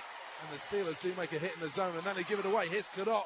Could be a good opportunity. Shudra with a hip check, and the Steelers have just toned up the intensity. They've just cranked it up. If it was at 7 before, you could say it's up to about 9 as a shot comes in. Little tip out front. Came from McKenna wide of the target. Steelers will try and clear the zone. Here's Shooter with a slash. And then the long backhand from Jeff Christian. It stopped as it was a shot on goal, just about, on Curtis Cruikshank. I'm not sure he would have ever beaten him, should he have missed it. But the Steelers then set things going here. And if you can imagine, they've got a 2-2-1 system, if you like. The centreman is the highest up the ice, and then they've got the two wingers and the two defensemen banked. Here's Ivan, going to throw this one in on net. Taken away by Darling. Yeah. Cream Clark, as Clark had a great chance in the back door. And then another chance on Clark, and this time Darling goes down. Adams can bring it away. He's got Marek Ivan for company. Adams will go in the zone. Steelers lucky to remain on side there. Here is Sample, round the boards to Dutian. Back to Sample again. On the back end boards to that far side. I'll talk about that chance for David Clark in a moment. And the Steelers doing some good work in the zone there. Sample is on his haunches. He's on his knees. He'll get up again. He's still got the puck somewhere in there. And they're just battling this puck. And eventually it's going to come free. And it's going to come free to Dave Cousineau. Rip round the boards again. Here's Sample. Chopped. Finds Dutian. Dutian with a move on Moran. Moran. Smart play though. Ian Moran. And then Dutian just steps him aside.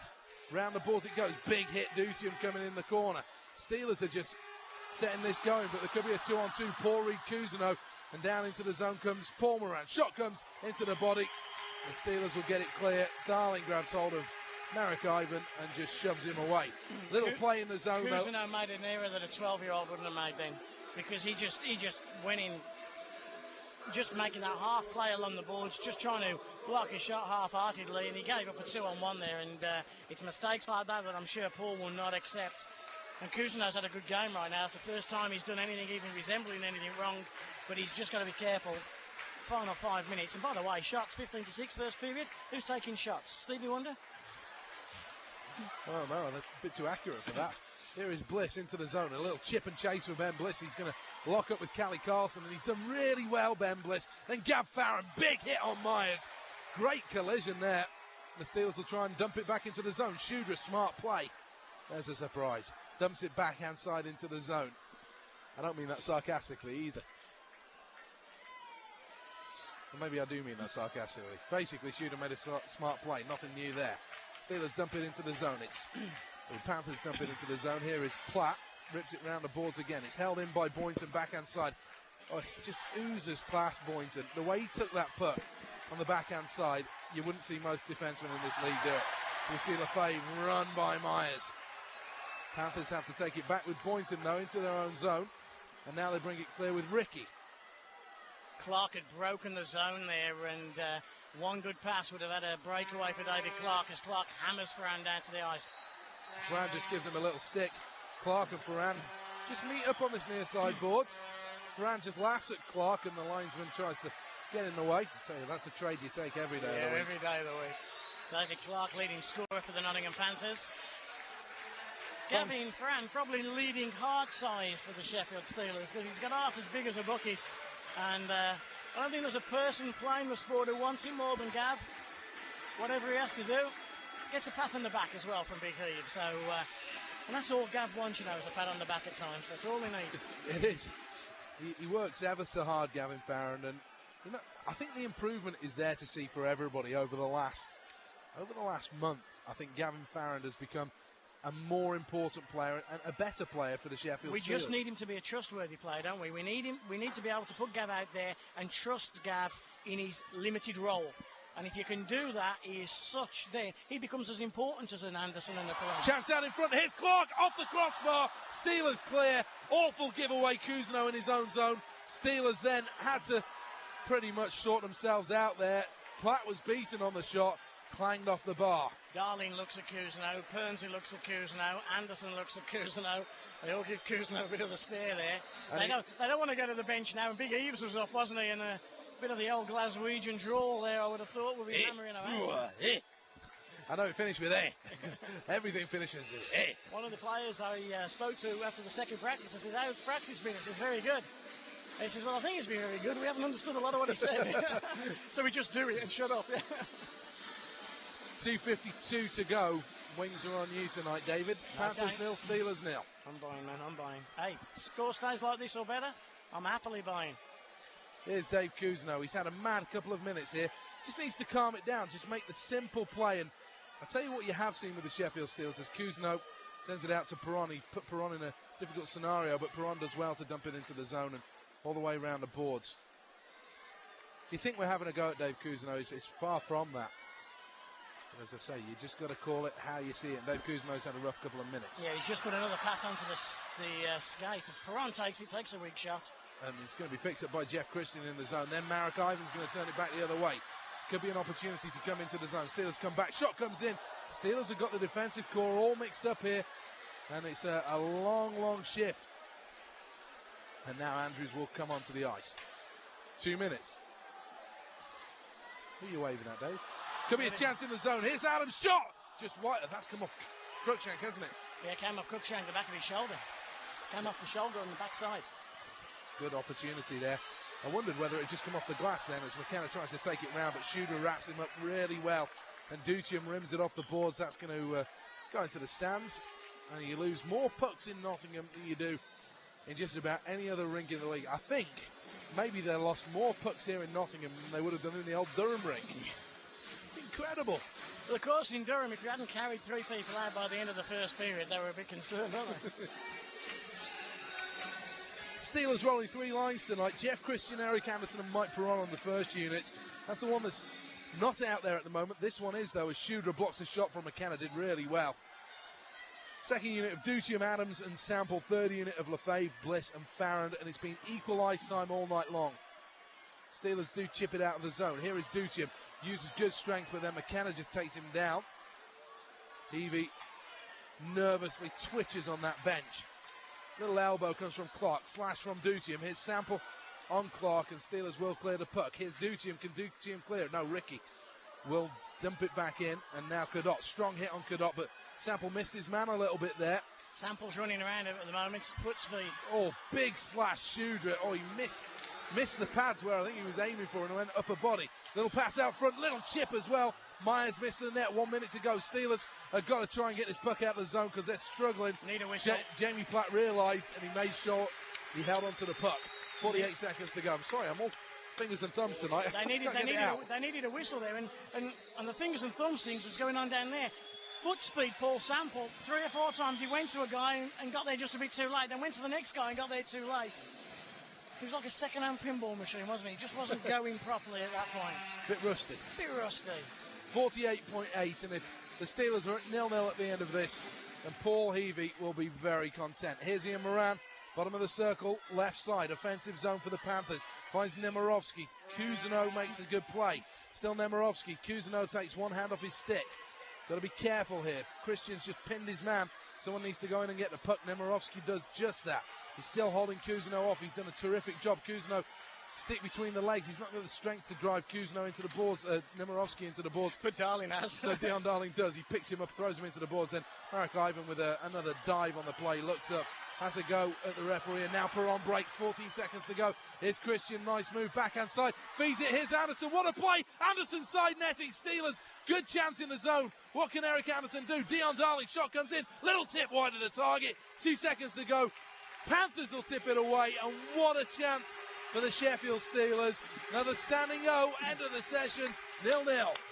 Excellent period for Paul Levy's men. He'll be content. He'll be concerned of a lack of goals, but he'll be very pleased at the way his 3 units have played tonight. The way the forwards have got back to the point and helped out on their defence. I think he'll be a pleased coach. Very nervous, probably. You know, we just have 1 period left, but very pleased. All right, give us some text. 07973 116 185. 07973 116 185. Text us now if you've got something to say for yourself. That was my number, wasn't it? Yeah. I just thought I recognised it. Marek Ivan has just smashed up his stick. And he's all upset. He's mad. He's frustrated. And quite frankly, you know what? Why, Billerton?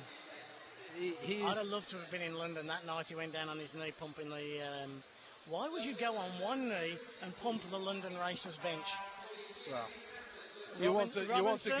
I mean, go through their toughness. They toughen up with pretty much most teams, don't they?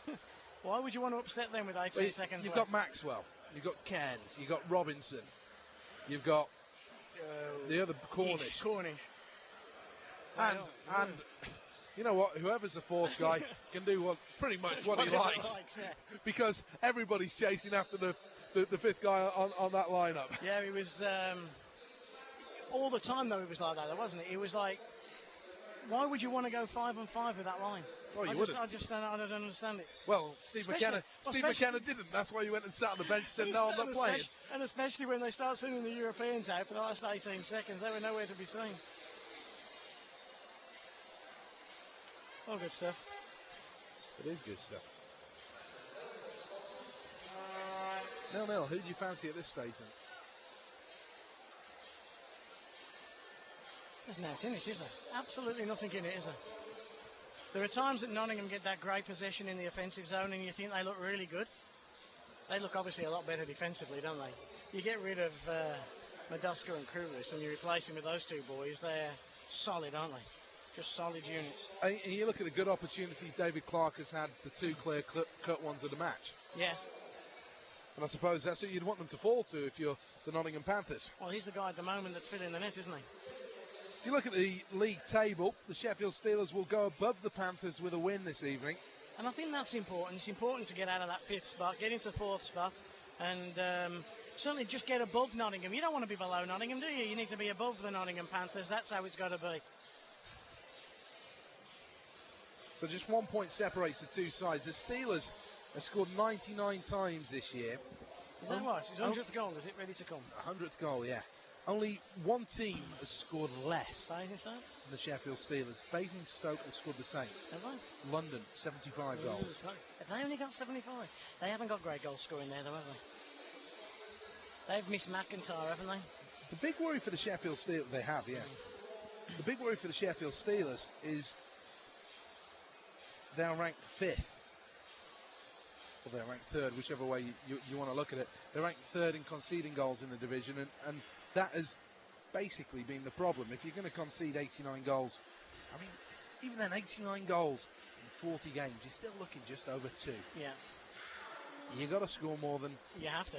100. Yeah, definitely. And if you look at that spell we had up until that game we were in Belfast together, when we were going like 1.6 goals a game for like a 12-game run. It's incredible, really. And there just hasn't been, shy of the Cardiff game, A rout. there hasn't been a 6, 7, 8, No. which is where other teams have benefited. If you look at the other end, I mean, you've got the Coventry Blaze, who are 137, they're top of the table, and you know what, this is their title right now. I mean, if they lose it from here, Paul Thompson will be very disappointed. They've lost Calder, eh? They don't know whether Calder will be back in a week or a month. And, you know, we like Calder, don't we? Calder is a top This player. Radio Sheffield team, Radio Sheffield likes Calder. But Calder, they don't know what's the matter with him. They don't know whether he's Radio going to be Sheffield's offered Calder a contract for next Exactly. year. Obviously up here in the commentary box. But they don't know if... they just don't know if he's got a detached retina. They don't know whether he's just got a bad concussion. They just don't know what's up with him right now. Which could always be an issue. This is the Steelers' 41st game of the year tonight.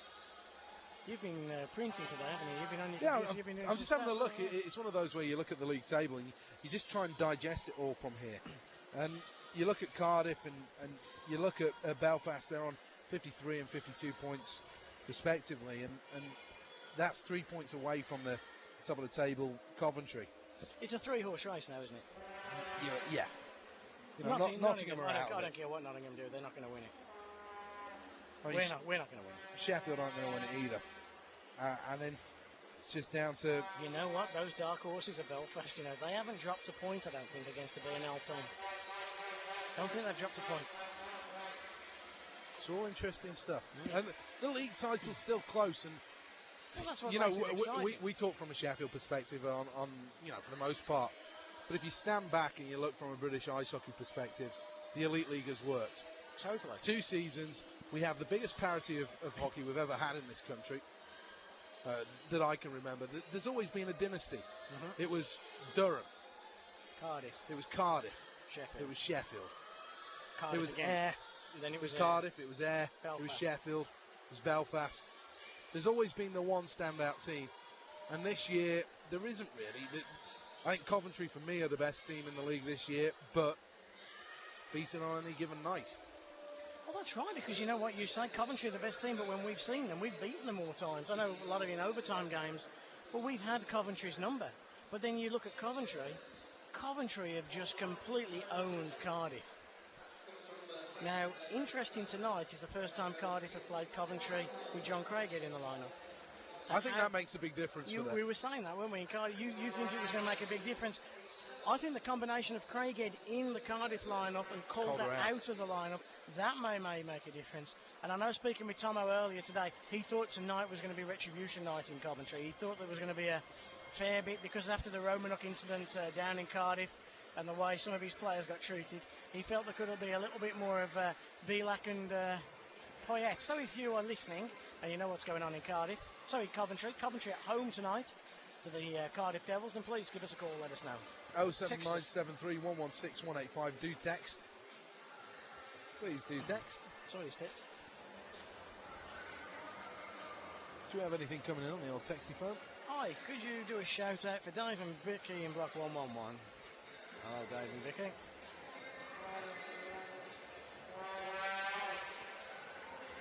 Have you discussed Tyrone and Maria's engagement yet? We haven't, have we? Tell me all about it. Well, I don't know. I must have missed it. You're educating me right now. Text me and let me know. I've missed the last 2 episodes of Coronation Street. I don't know. You know, I'm a big Tyrone fan. I think Maria's messing him around a bit. She's got to be a bit more honest with herself.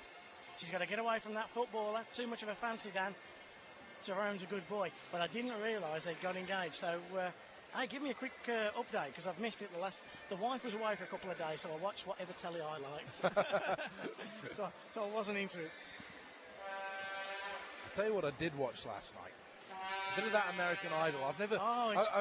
I've never watched the British Pop Idol. I've never watched any of it. I was just amazed at how many people think they can sing. Now, this is very brave of me, because I'm doing a little concert with Mike Perron in a couple of weeks' time. Now, I don't profess to be a singer. I never have. I can play the guitar a little bit, but that's about it. I sing out of necessity. These people walk into a room and they think they can sing. They are the people. What about the one last night? The one that made me... that Simon Cowell, I think, is brilliant. I think he's out, because he always says exactly what you're thinking. Yep. And last night, this woman sings, and Paula Abdul says, "You're in the theatre, aren't you? You're more used to theatre work." And he says, "Yes, I've worked in the theatre a long time." And Simon Cowell, who's got his head in his hands, looks up and says, "What in, plays?" The other good one was a lad that was on a cruise ship. Yes, how did you work for 6 months? How did you ever work for 6 I suppose the lifeboats were busy. That's right. I was very impressed anyway. I've been telling you for years you've got to get into that Pop Idol thing. Yeah, the problem is bad times though, isn't it? Saturday night. You record it, Sky Plus, man. Record it. And then if you press the green button, it just automatically records them all. I live in a building that doesn't allow Sky. It's cable. Craighead and Poyet have danced, apparently. Blaze 2-0 up. That's from Hitchy. Who won? More importantly. Hold on a second. Excellent commentary. Very professional and informative. Keep up the good work, lads. Robin Edwards. Professional, Robin. We don't get paid. You can't be professional. Robin didn't like our commentary in Cardiff. No. Everybody else did, Robin. You were the only person out of about 350 texts that we got. Still 1-0 to the Blaze. It says, well, we've heard it's 2-0 now. As I said, Robin's entitled to his opinion, and we're very grateful. We're entitled not to agree with it. Yeah, yes. We're not going to fall out over things like that. Not at all. What's the Blaze score again? 2-0. 2-0. Mind you, we're probably... When we're on the radio, we're different, but on the internet, we can be a bit loose and we can have a chat. That's exactly what And you'll find out more by us chatting than you will if we do a strict, tight commentary. We can play either way you want. We can play tight, we can play loose. Yeah, we can play Radio Nottingham. Yeah. I was sitting next to Radio Nottingham today at the football. I was at Millmoor, Rotherham United against Nottingham Forest. Awful match. Terrible game. 0-0. I've had 2 out of 3 0-0s, and I'm not very happy now. I'm hoping there might be a goal in this tonight. If I can do 2 sports in the same day and I don't get a single goal, I'll be quite distressed. And so Colin Frey, there's a lot of commentaries for Radio Nottingham. not coming tonight. I asked him why. I told him it wasn't good enough excuse. I was going to be coming to the game. Not interested. So Colin Frey. Bad news. Bad news, I'm afraid. I wonder if that guy that texted us from Sheffield, who was a Nottingham fan in Cardiff, and we were saying poor show that he was listening to us rather than supporting his Panthers. I wonder if he's here tonight. I bet he is. I would say so. Because his wife probably dragged him along. Here's a story. Tuesday, in the office, photocopier breaks. Yep. So anyway, call the engineer out, walks into my office. I don't recognise the bloke at all. And where the photocopier is, it's next to my office within the office.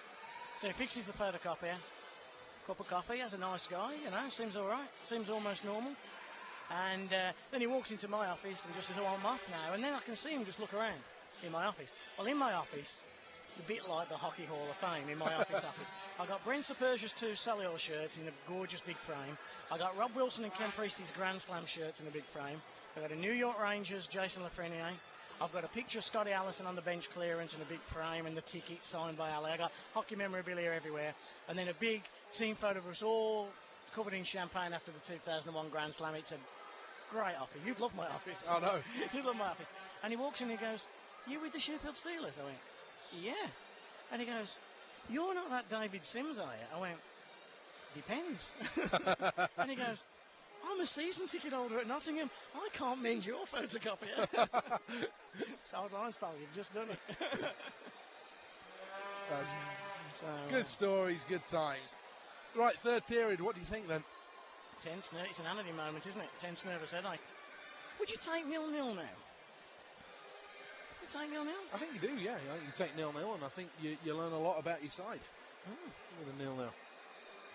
Who did you say Craig Ed was fighting with? That was a text, Andre Payet. Or as we say, Andre Payet, Andre Payet, Andre Payet. Sorry, Robin, we were getting unprofessional there. It's between periods. We can take some time off, can't we? Gary Moran just wanders down below us. I actually had a conversation with Gary Moran this week. Say hi to Sophie Jackson, who's 4. Lots of love, Mummy and Daddy. Hi, Sophie. And what was Gary saying to you? He told me that the NHLers were very tired last weekend. He's always got an excuse, Gazza, isn't he?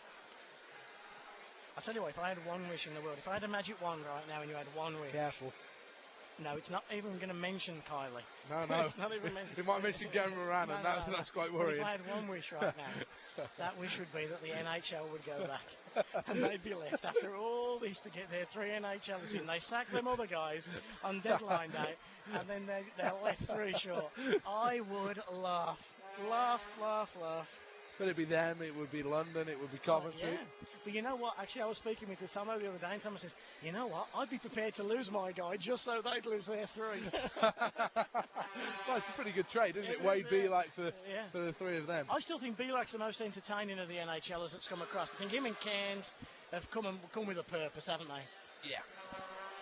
Yeah, I think, well... At least McKenna's done a great job. I think McKenna stands out as well for him, doesn't he? He's a good player, strong hockey player. I think the big thing is, with those guys, they know one way to play, and that is mean, it is rough, and it is tough. If you don't like it, you better drop your gloves and try and knock them out. Yeah. Cute text coming then, 07973 116 185 is the number to get through to us this evening. Please do keep dropping them. The texts that is even. Having an absolute nightmare this evening. I do apologise for that. Got the old football commentary head on. Got Brent Bobick just grabbing away just over my right ear.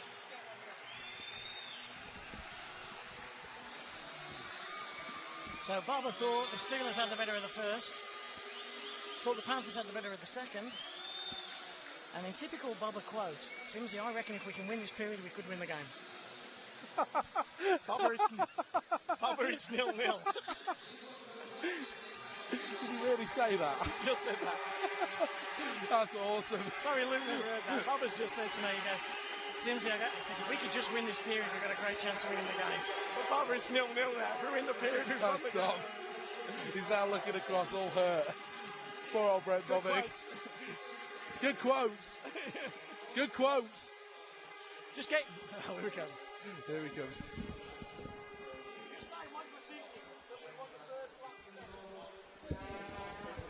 I'm going to tell him that quote again. He'll get all upset.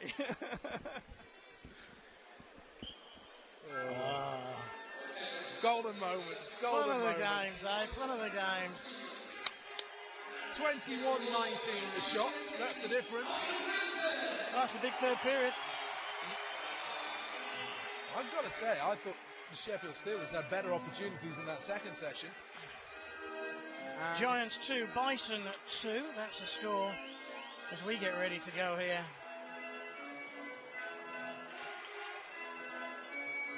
Just take another text in. Just trying to... Hi, Dave and Seth. Great commentary as usual. Sat at home with the kids, other half in Nottingham. So you guys and your commentary are fantastic. Thanks from Jane. Jane's husband's got the better of that deal, hasn't he? So we're off and running. We're at the races, third period, and the Sheffield Steelers 20 minutes away. Andrews goes into a corner. As I look for my programme, I can't find it. Just behind me. Here we go. And with Cal McCuff on the forehand to backhand move, goes all the way, misses out Clark. Boynton gets it. Boynton hits the blue line. Good work from Darrell Andrews, who stands Boynton up. Puck just runs behind the goal. Can Anderson get there first? Good work by David Clark. Does an excellent job on both Anderson and Schuger. Cal McCuff and Perron clash. And Cal McCuff actually does a pretty good job getting it all the way back to Ricky. Takes a shot, looking for a deflection. I think there was a slash coming in on Clark there. Another shot comes in. Picks up Cadott. Cadott's going to leave it to Boynton, is he? No, he goes to Ricky. Left-hand circle, takes a shot. Intercepted. Steelers break out of their own zone, just by their own bench. Red line, soft dump in. Anderson goes for a change. Pernsley stays out there, and Perron and Cadott have a bit of a clash, and Perron just follows in on a hit with Boynton. And Boynton on a giveaway to Sample. And because Steelers went on a line change, no help for Sample at all. Dukes lets the puck go. Cousineau comes in, but he can't get the puck deep. Intercepted by McKenna. McKenna goes to Callie Carlson, who takes a pass from Boynton. Carlson's pass to Ivan, intercepted. Christian's got it. Top of the circle. Oh, that was close. Ouch, that was close. David Cousineau looks for the long pass, finds Christian. Christian to Jared Adams. Adams takes a shot, glove of Cruikshank. You wouldn't call it a save. It went to the glove of Curtis Cruikshank. Whistle blows. And just 88 seconds into this third period, Steelers have a face-off right in front of Curtis Cruikshank. And Jared Adams goes to have a word with the Panthers goalie. Gets a little sideways glance as well from Steve McKenna. Still 0-0 here. A couple of good shifts from the Sheffield Steelers, though. Some smart play as well. And I like the way the wingers are going really deep in their own zone. Good face-off win by the Steelers, and it was Dudium gets it back to Darlin, who's looking for to just get in the centre and take a shot through traffic. He did take a shot, and it went through traffic, and it hit the stick of Ian Moran of the Boston Bruins, and ends up in the netting. Whistle blows. And surely the face-off should be in the zone. It is in the zone. Just. Marek Ivan, yeah, only just as well. Marek Ivan and Mark Dudium. Adams lines up against Nemirovsky, and a face-off win for the Steelers, and it falls to Adams, takes a shot deflected off Ian Moran, falls to Nemirovsky, and the former Bracknell comes out with it, left-handed shot, nice skater, gives it out to Ian Moran. Wasn't a great pass to Ian Moran. Moran tries to find Kenner down the right-hand side, and Darlin and Kenner are going to clash, and Darlin rubs Kenner into the boards. Cousineau comes and goes reverse. he tried to rim it around on the forehand side and ended up banking it right off the pad. Yeah. Good play by Dudium again. Dudium does an excellent job, and here comes Adams as a spare man. Adams top of the circle, holds onto it, walks in, shoots. I thought he'd scored for a second. So did Lucky Luke, sat next to me, but the net bulged, but it just hit the side. Callie Carlson gets it now. Carlson blue line, goes down the middle. Marek Ivan's got it, gets hacked down, pulls a forehand backhand move. No penalty called, and to be honest, I think the Steelers may have got away with that. Oh. I think if it was anybody other than diving Marek Ivan, there might have been a penalty on the clock there. There wasn't, and it's still scoreless. So who's Marek Ivan going to have a little moan at now? He's going to have a moan at somebody, because that's been the nature of his performance this evening. You know what? He's a hell of a hockey player, Marek Ivan. He just concentrated on playing the game instead of being running around and being a pain in the neck with the officials. Face-off win, Matt Myers again, the go-to guy in the face-off circle. Puck down low, comes back out now to Boynton, takes a shot, deflected off Schuger's ankle. Panther player taken down. Boynton comes in and removes Ben Bliss, and Gav Ferran's right in the middle of that there. Whistle blows, and Will Heaves leaves that third unit out. I think he's got faith in them right now. He has, hasn't he? Yeah, because it's a face-off deep in the defensive zone with 17 minutes left in the game. And the interesting thing is, you have faith in the unit, then it tends to do better than when you fear putting them out and they realise that. Yeah, because if they have the confidence to go out and if they know that the new coach has got faith in them. Here's Ron Shuja off a face-off win to the Steelers, goes out to Lefebvre, hits the red line. Lefebvre fakes the pass to the blue line, drives it into a corner. Ferran's going to finish a hit and does finish a hit on Recchi. Puck came out in front, Recchi's gone down. Good work by Gav Ferran. He's going to work hard, and Myers, here comes a hit from Lefebvre, misses it as Myers gets it out. Odd man break for the Panthers. Moran hits the red line, chips it in on the backhand side. Platt goes to stop it. He does stop it, fakes it into the corner where it's picked out with Moran. Ferran misses on the hit with Paul Moran. Recchi comes to get the puck, dips it down, back into the corner again. Wojciak, or is it Wojciak and Moran? Gets it back out to Myers. Bliss is preoccupied, if you like, with Boynton. Paul Moran takes the shot. There's so many Morans here. That's why they signed here, Moran. Wojciak gets it out in front. Platt makes the save, and that was an awkward save. Came off the outside of the post. Great play. Gav Ferran. But Gav saved the day there. Gav's had a good night, hasn't he? He's had a great night, Gav Ferran. Just then, there were two Panthers on the blue line, just trying to cap the point. And Gav Ferran, and it was going straight to a Panther stick. Gav at full stretch, knowing that he was going to get hit, just reeled the puck in. As he did that, he avoided the hit and then just flipped it length of the ice. Top stuff. Really good. Sorry, Luke and I were just looking at the old cheerleaders there. We don't fancy yours much, Seth, the one on the back right, but other than that, pretty good. 16:30 to go, third period, face-off win Steelers. Kuzno gets it out to JC. Christian's pass, can't get out of the zone. Clark hammers it back in again. Gets deflected this time off Kuzno, but this time it's Kalmakov. Rims it in. Platt goes to get there. Platt loses the puck behind the goal. But he gets back in the goal pretty quick. And Kuzno and Darlin are hammering guys along the board. Marek Ivans one. Cadot out front, and he finds a pass out to Clark, and Clark's the one who's the chances are falling to. Here's the breakout, the other end, Sheffield Steelers, Eric Anderson. Burnsy has to put the brakes on. Anderson couldn't get the pass to him. Chips it round. Cruikshank comes out of his goal. Moran is caught in possession by his mate, Jeff Christian. Christian does a good job on here, Moran. Callie Carlson out to Mark Cadot. Cadot's got Kalmakov one way, Clark the other, and that's why Ron Shuja is the brainiest, smartest hockey player right now, because he just steps up and makes that smart play that gets him out of trouble. Good play by Darrell Andrews, chip into the zone.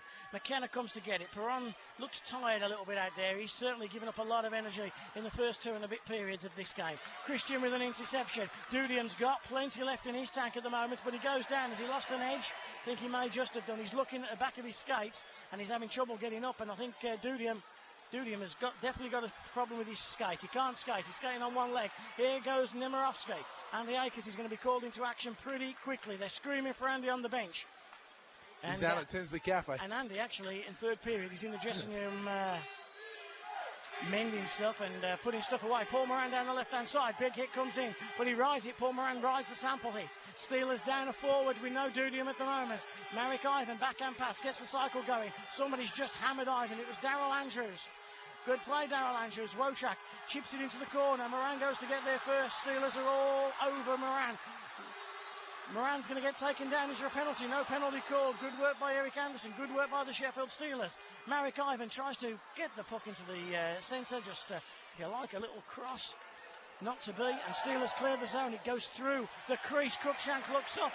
And they were expecting an icing call. They don't get it. And that third unit to the Panthers has stayed out there a long time. Steelers have got a change on them here if they can take advantage of that. Nice play by Perron. Looking for Christian. Intercepted, though, by Ian Moran. He just lets a long pass go willy-nilly. And picked up by Darling. Darling to David Kuzno. Kuzno makes a nice little pass out to Pernsey, but Mike Perron has the puck taken off him by Ian Moran. Moran changes the play, and Wojciak on the right wing here has just been out there for so long. He looks exhausted out there, but he can't get a change. Dion Darling to Jeff Christian. Back to Dion Darling, and the Steelers captain leads the charge. Lefebvre gets enough of it to get it to Darling. Darling comes up on a rebound, chips it into the far corner. Christian's going to finish a hit on Moran, but doesn't. Should have done. Heaves won't be happy about that. Is that the friendly pally move, I wonder? Christian, forehand, backhand. Moran takes him down, but excellent work by Christian. Strong play by Jeff Christian. Gets the puck out to Lefebvre. Shot comes in by Kuzno, intercepted. And intercepted all the way down where Jamie Platt collects. Platt gets the puck out to, I thought, to Kuzno, but he misses him. He goes 2 zones to Christian. Christian on a little chip to Perron. Perron, the strong man of the Sheffield Steelers team, takes Carlson down. Big effort coming here by the Sheffield Steelers. Sample has to outmuscle the NHL boy Moran. He does a pretty good job on him as well. Christian back out to Shuja. Takes a shot. Oh, he got deflected before it found Curtis Cruikshank. Awkward save. Now Ian Moran has it, and Ian Moran, does he go for the icing? No, he just throws it right at Jamie Platt, who puts his glove on it. The Skadot comes down. Long shift, 12:54 remaining. We are still scoreless. Take a breath. Oh, settle down, son. 0-0 here. Exciting stuff, end to end as well. But Jamie Platt, what about that with that two-zone pass? He picked it up on his own goal line, full of sauce in the air, right to the tape of Jeff Christian. And that just suggests that Jamie Platt is a goalie playing with confidence right now. Well, I think he's playing for a man who he knows respects him, knows he likes him. But then again, you know, Rob Stewart liked Jamie Platt. Rob Stewart gave Jamie Platt every opportunity. You know, I think David Lawrence has had, 14, 15 minutes of ice this year. So Platter has had all the time in all the games. And certainly there was never a criticism of Platter from Rob Stewart. Oh, man taken down off the play. Shot comes in. Platt makes the big save. And the Sheffield Steelers, they really should have been on the power play because they were picked. And Eric Anderson was picked and nothing was called. And Heaves is up and he's shouting and screaming at Nigel Boniface. We're just looking here at Andy Akers. 10 or 12 feet. Looking at Andy Akers down on the bench. He's trying to get some message across to Paul Heavey. And it must be about Mark Ducium. I think he lost a bit more than an edge, because if he lost an edge, he'd be back out there right now. I'm wondering if shattered a blade, yeah. Now, these new skates that they've got, the blades shatter really, really easily. Shot comes in from Boynton. Pad save from a long distance out by Jamie Platt. 12:24 remaining, and the last thing the Steelers need to do right now is lose a forward. They've only got a few as it is. Here's Eric Anderson. Goes one-on-one with Ricky. Tries to take a shot. Ricky gets a deflection. Christian comes in as some support. Anderson rides a check. Takes a big hit from Boynton. There's a man on the far post. Shot comes in. Rebounded. Lefebvre's got it on his backhand. Can he get a cross in? No, he can't. Adams comes to collect. McKenna gets it through the neutral zone. Nemirovsky's got Ivan free, but fortunately he couldn't find him. But there's still a 2-on-1. It's Ricky. Takes the shot, denied. Big stop by Jamie Platt. Steelers through traffic. Too many men on the ice. Has to be too many men on the ice. Not called. Oh, there were 6 men on for there was 6, there was 7. 10 seconds as the puck went into the area. And the defence are changing from a long distance out. I noticed it in the first period, not so much in the second. Here's Ian Moran with 11:38. Takes that long pass to Platt. Platt does cover up easily, and that's a ploy that the Panthers are trying to use. And they're also trying to make him play the puck as often as possible. Purnsey takes it, just knocks it forward. Cruikshank comes to get it. Icing wave clear. Puck's rimmed all the way around the boards. Collected Shuja. Shuja takes a shot. There's a deflection. Stop of the night, Curtis Cruikshank. That was awesome, Curtis Cruikshank. Off the deflection of Mark Lefebvre. Shot from Shuja. Rebound like just a interception, just a deflection. What a reaction save, Curtis Cruikshank. Save of the night. I'm telling you right now, that was an NHL deflection. And I'll tell you what, it had to be a great save to beat Platt a save in the first period. It was terrific stuff. But he made Platt save look like a regulation catch. Christian goes down the left-hand side. Perron, but he's on his own in the neutral zone. Can he buy himself some time? He goes in with Wojak. Ian Moran comes out with the puck, though. Big hammer from Myers on Perron. Perron rides it well. Coley Carlson has it. Good interception and good play by David Cousineau. David Cousineau's got to get rid of it, though. He does, only to Mike Perron. Perron in the neutral zone. Hammers it down the boards behind the goal of Curtis Cruikshank. And Dudium is back on the ice for the Sheffield Steelers. We'll find out more what's happened with his skate a little bit later. The stick shattered all over the ice. There's like 3 sticks on the ice. Ian Moran has it deep in his defensive zone. Just floats the puck forward. He bounces awkwardly. Darling goes to get it. 10:15 left. Darling clears the puck. Where is it? Has it come out of its zone? It has. Nice play by Jared Adams to Dudium. Dudium puts a move on Ricky, but he takes himself offside, and offside is called with 10:08 remaining third period. How do you call offside there? The puck didn't even cross the blue line. You can't be offside if the puck's not crossed the blue line. That's the whole basis of the rule. 10:08 remaining to take you through. The scoreless 50 minutes, and that's for the second game running. Yeah. It's all yours, Seth. Well, here we go. Face off just outside the zone. Christian, Perron, and Anderson are on the ice. Anderson against Cadot in the face-off circle. Steelers 0, Panthers 0 here at the NIC in Nottingham. Long winding rim around the boards comes from Darrell Andrews. Picked up by the Steelers. Can they pick it up second face? Good play, Kalmakoff. Gets it clear. He takes a good hook in the ribs as well. Here's Clark. Kick save. Good stuff as well from Jamie Platt. Steelers have counted on Platt tonight, and Platt has been there to answer the door at every single knock. Long range pass down the ice. Icing will be called as Ricky goes back. Still 2-0. Coventry over Cardiff. I understand that Shula has gone dancing as well. We're trying to find out who with in the Cardiff team. So it's fun and games in Coventry on Saturday night, and it's funny news here. I've got a really important text. Huge news. Kylie booked to headline Glastonbury Festival. I don't see myself as a Glastonbury man, do you? I've been there. It's very good, actually. Yeah, enjoyable. Did you see me there? I like my 4-star hotels and the bed and breakfast. No, I don't think. Unless you're going to get helicoptered in. But to see Kylie, you might just do that. I might just call that one in, yeah. 9:35 remaining, 0-0. Here's Jared Adams breaking the zone, left side, over the blue, fires a shot, kick save, Cruikshank. That had some heat on that. It's a great shot by Jared Adams, good save as well, Cruikshank. Adams has it back in the zone, winds it round now towards Dusium. Dusium backhand side, a little pick comes from Sample, needs help now, back to the blue, tough pass for Andrews, keeps it in really well. Sample back towards Dusium, Dusium will pick this up. Adams goes out front, here's Dusium, fires a shot, good blocker save, Cruikshank. And now Nemirovsky can bring it clear for the Nottingham Panthers. Good speed with that choppy stride. Steelers push it away with Eric Anderson. Mark Lefebvre's out there, breaking into the zone is McKenna. Could come to Ivan, good stop though. Smart play by the Sheffield Steelers goaltender Jamie Platt to come out and knock that one away. And here's Eric Anderson. And smart play Ron Schuger as well, because he could have been in some trouble there.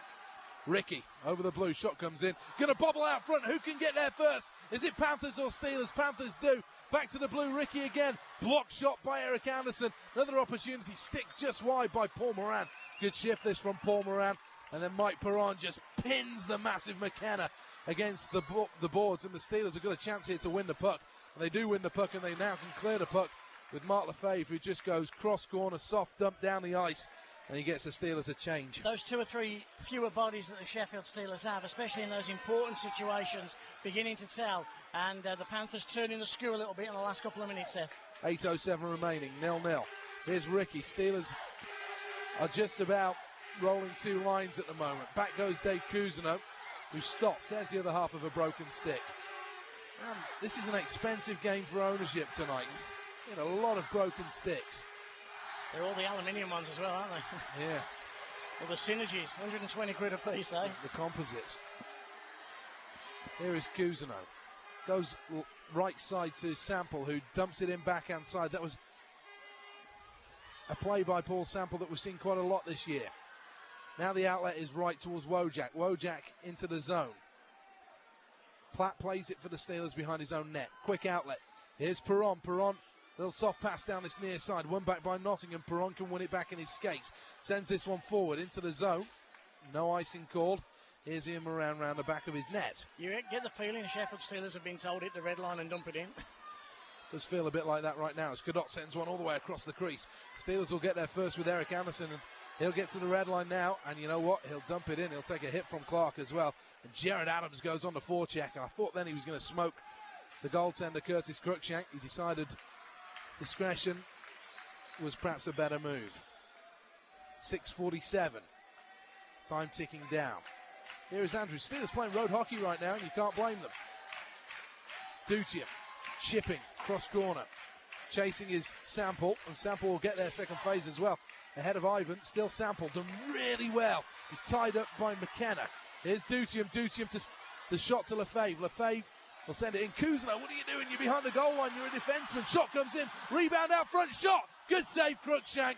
Dutium throws out a couple of expletives, and now Ivan and Sample and Lefebvre all have words, and Ivan's asking Lefebvre to come on. Lefebvre has a little look. Sample then has a few choice Geordie words for the big Marek Ivan.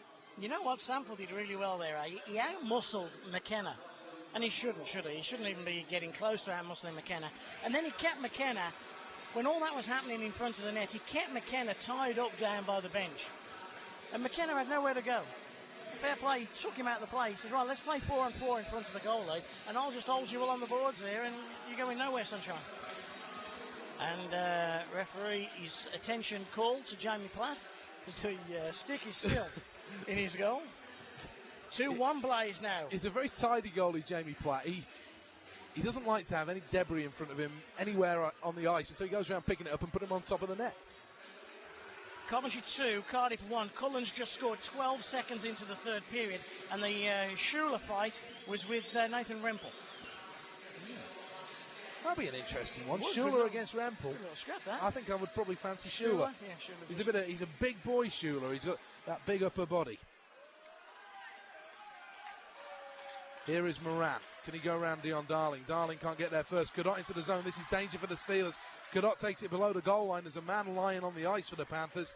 And the Steelers just can't get there. They're all mixed up at the back at the moment. And there's a man open back door as the puck goes into the stands. I think the high stick was going to get called first. So face-off just in front of Jamie Platt. Exactly 6 minutes remaining, third period.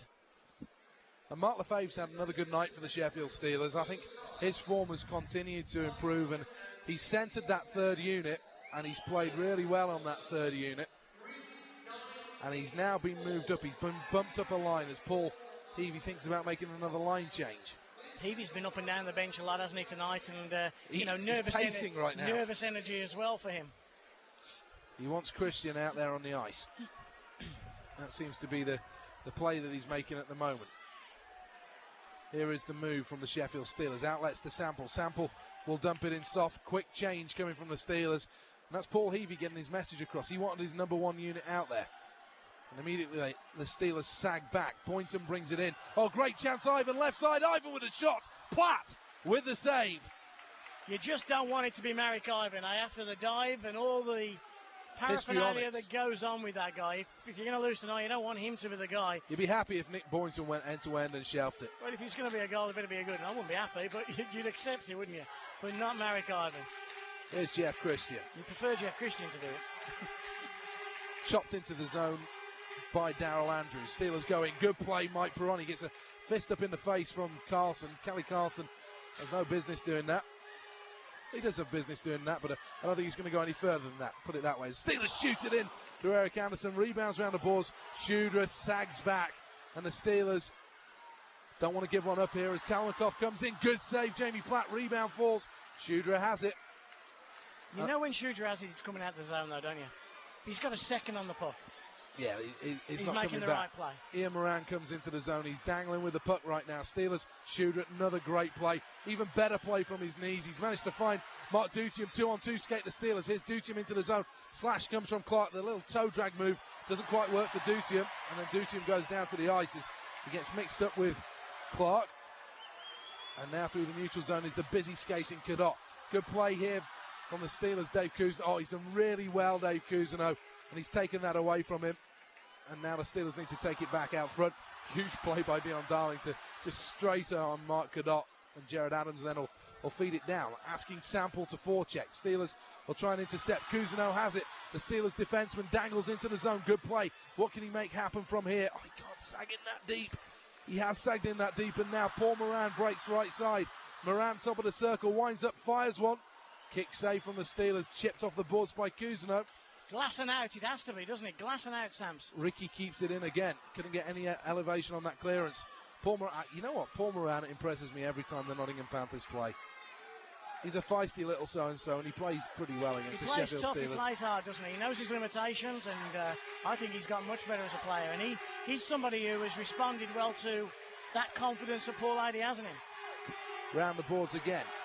Nottingham Panthers pinning the Steelers in the zone on the left side. Top of the circle, walking out the corners. Myers, neat play by Myers. Down low, shot comes in. Net off the moorings. Whistle will go. Steelers starting there to just sag a little bit. Tiredness maybe. And that's line 3 of the Nottingham Panthers doing it against line 1 of the Sheffield Steelers. They got some momentum going there, didn't they? Right off the bat, and they got the cycle going well. And the fake shot pass was a pretty neat move. Myers is a pretty skilled player, though, isn't he? Steelers, I'm looking for Jared Adams down there on the bench. And I'm struggling to see him right now. Lefebvre out or is it Mike Perron that's sitting out? He's the one that sat back on the bench. Just behind Paul Turner, Pernsley. Yeah. Shakes his head. I wonder whether Mike Perron's okay. I know he has been suffering a little bit with this flu bug, but I wonder.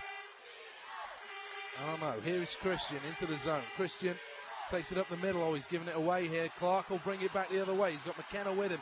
Clark into the zone. Stops, pull back. Shot comes in. And that's a good stop from Jamie Platt. A regulation one. Yeah, but a giveaway from Jeff Christian in an area of the ice where you don't want the puck to be given away. Hey, look at Dion Darling here. He comes across to Marek Ivan. He immediately has a few words with him. And Darling and Ivan throws a big cross-check into Dion Darling. And Marek Ivan is showing that he's a feisty little so-and-so as McKenna steps across. If Ivan wants to go with Dion Darling would quite like that. As Ivan comes across, and he seems to have got a motor mouth. Well, he's also a lot tougher when he's got two linesmen in between him as well, isn't he? Dion Darling went a whole zone, though, out of his way to get Marek Ivan. He just skates over to McKenna. And I don't know what he said to McKenna, but he certainly just skated over and he said, I don't know whatever Ivan's just done, but he told him to keep his head up. And my understanding of the incident in London was that people like McKenna and Ricky were very, very disappointed that they had to stand up for their Europeans in London, and in fact, to a certain extent, refused to do so. Yeah, they weren't very happy about that. As now we're seeing Dutium centering Christian and Lefebvre. There's an icing call against the Sheffield Steelers. And Paul Levy doesn't like that one, hands in the air. 2:37 remains, 0-0. Well, Perns is certainly out of the action right now. We don't know what's up with him. Paul Heavey's not shortening. Well, here's Mike Perron back out onto the ice again. I mean, is this just Paul Heavey shortening his bench and he's rotating 7 forwards? Yeah, but if you shorten your bench, you don't. The one person you don't shorten is Mike Perron, is it? Well, that's if you're you, or that's if you're me, if you know Mike Perron, you know? It's 2-2 in Coventry. Cardiff coming back. 2:37. I tell you, they're a team. It says Burgess here, but that must be Burgoyne. They got some heart, that Cardiff team. We saw that last week. They're just a team right now that are playing championship hockey. That's a huge slash from Dutium. Oh, he's just taking his man in two there. Dutium comes into the zone. Round the back of the net, Ian Moran comes into the boards. Leaves it off for Paul Moran, who's getting tons of ice time. Hit by Jeff Christian. They rotate three pretty hard as well, though, Nottingham, don't they? Here's Ian Moran down the right side. Comes inside. Kalmakoff shot. Big hit coming in the corner. Steelers will skate away. Here is Jeff Christian. Christian stops on the puck.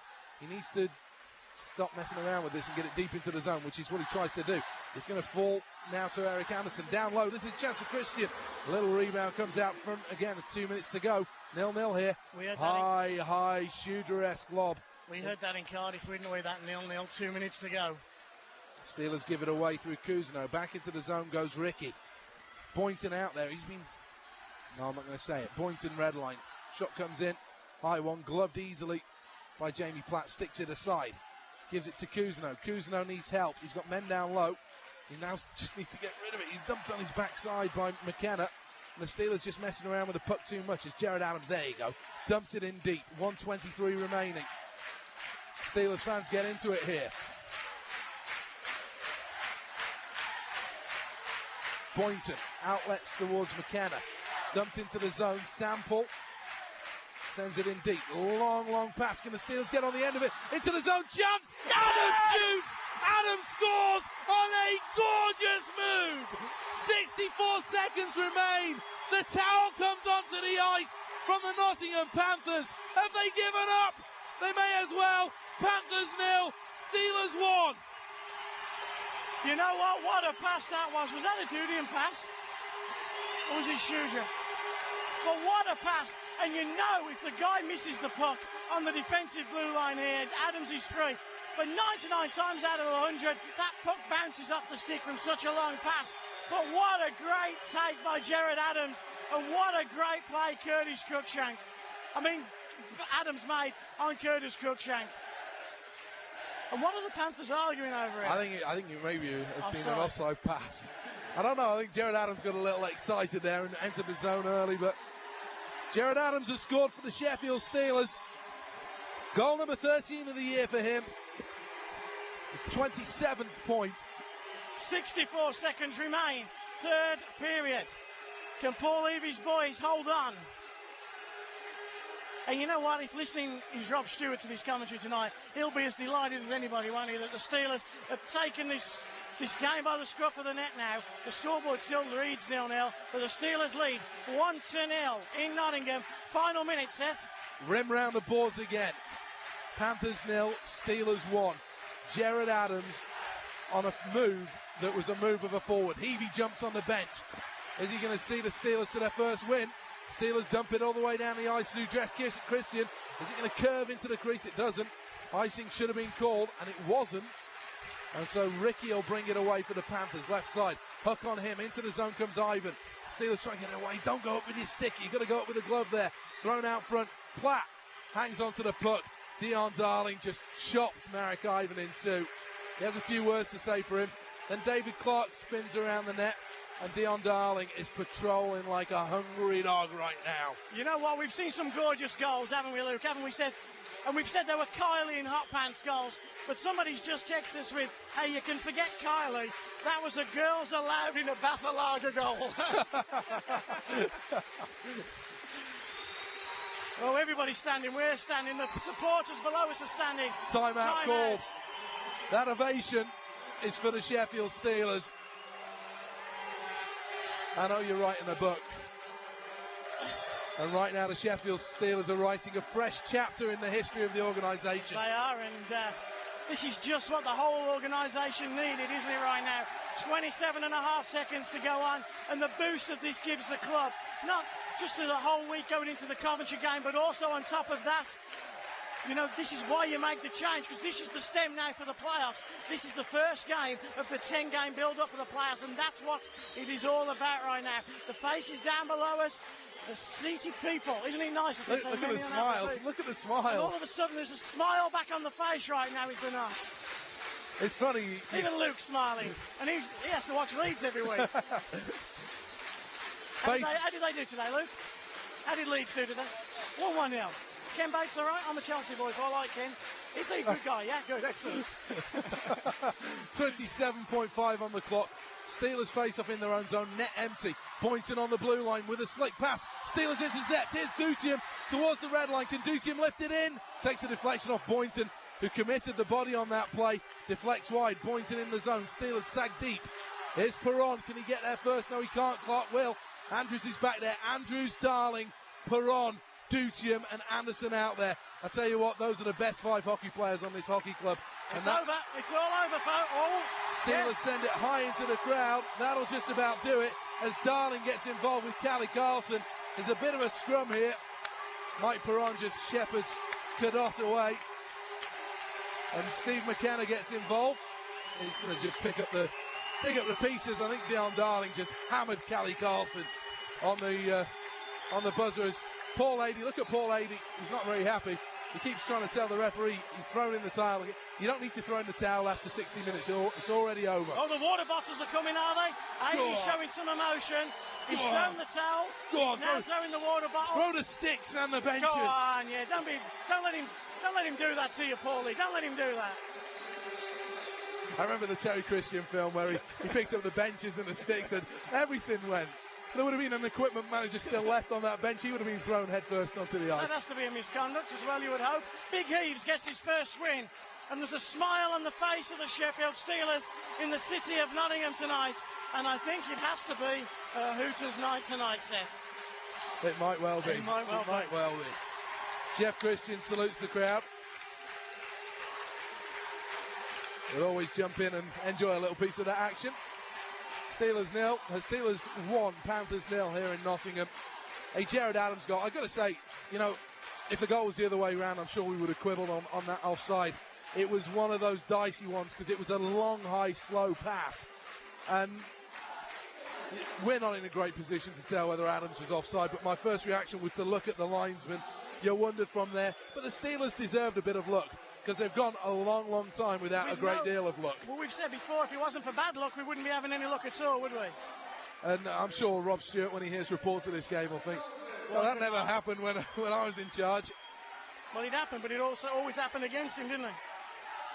As we're watching Nigel Boniface have a few words. Callie Carlson skates across. He's going to have his picture taken for something. What about fans singing? I can't hear. NHL, you're having a laugh. NHL, you're having a laugh.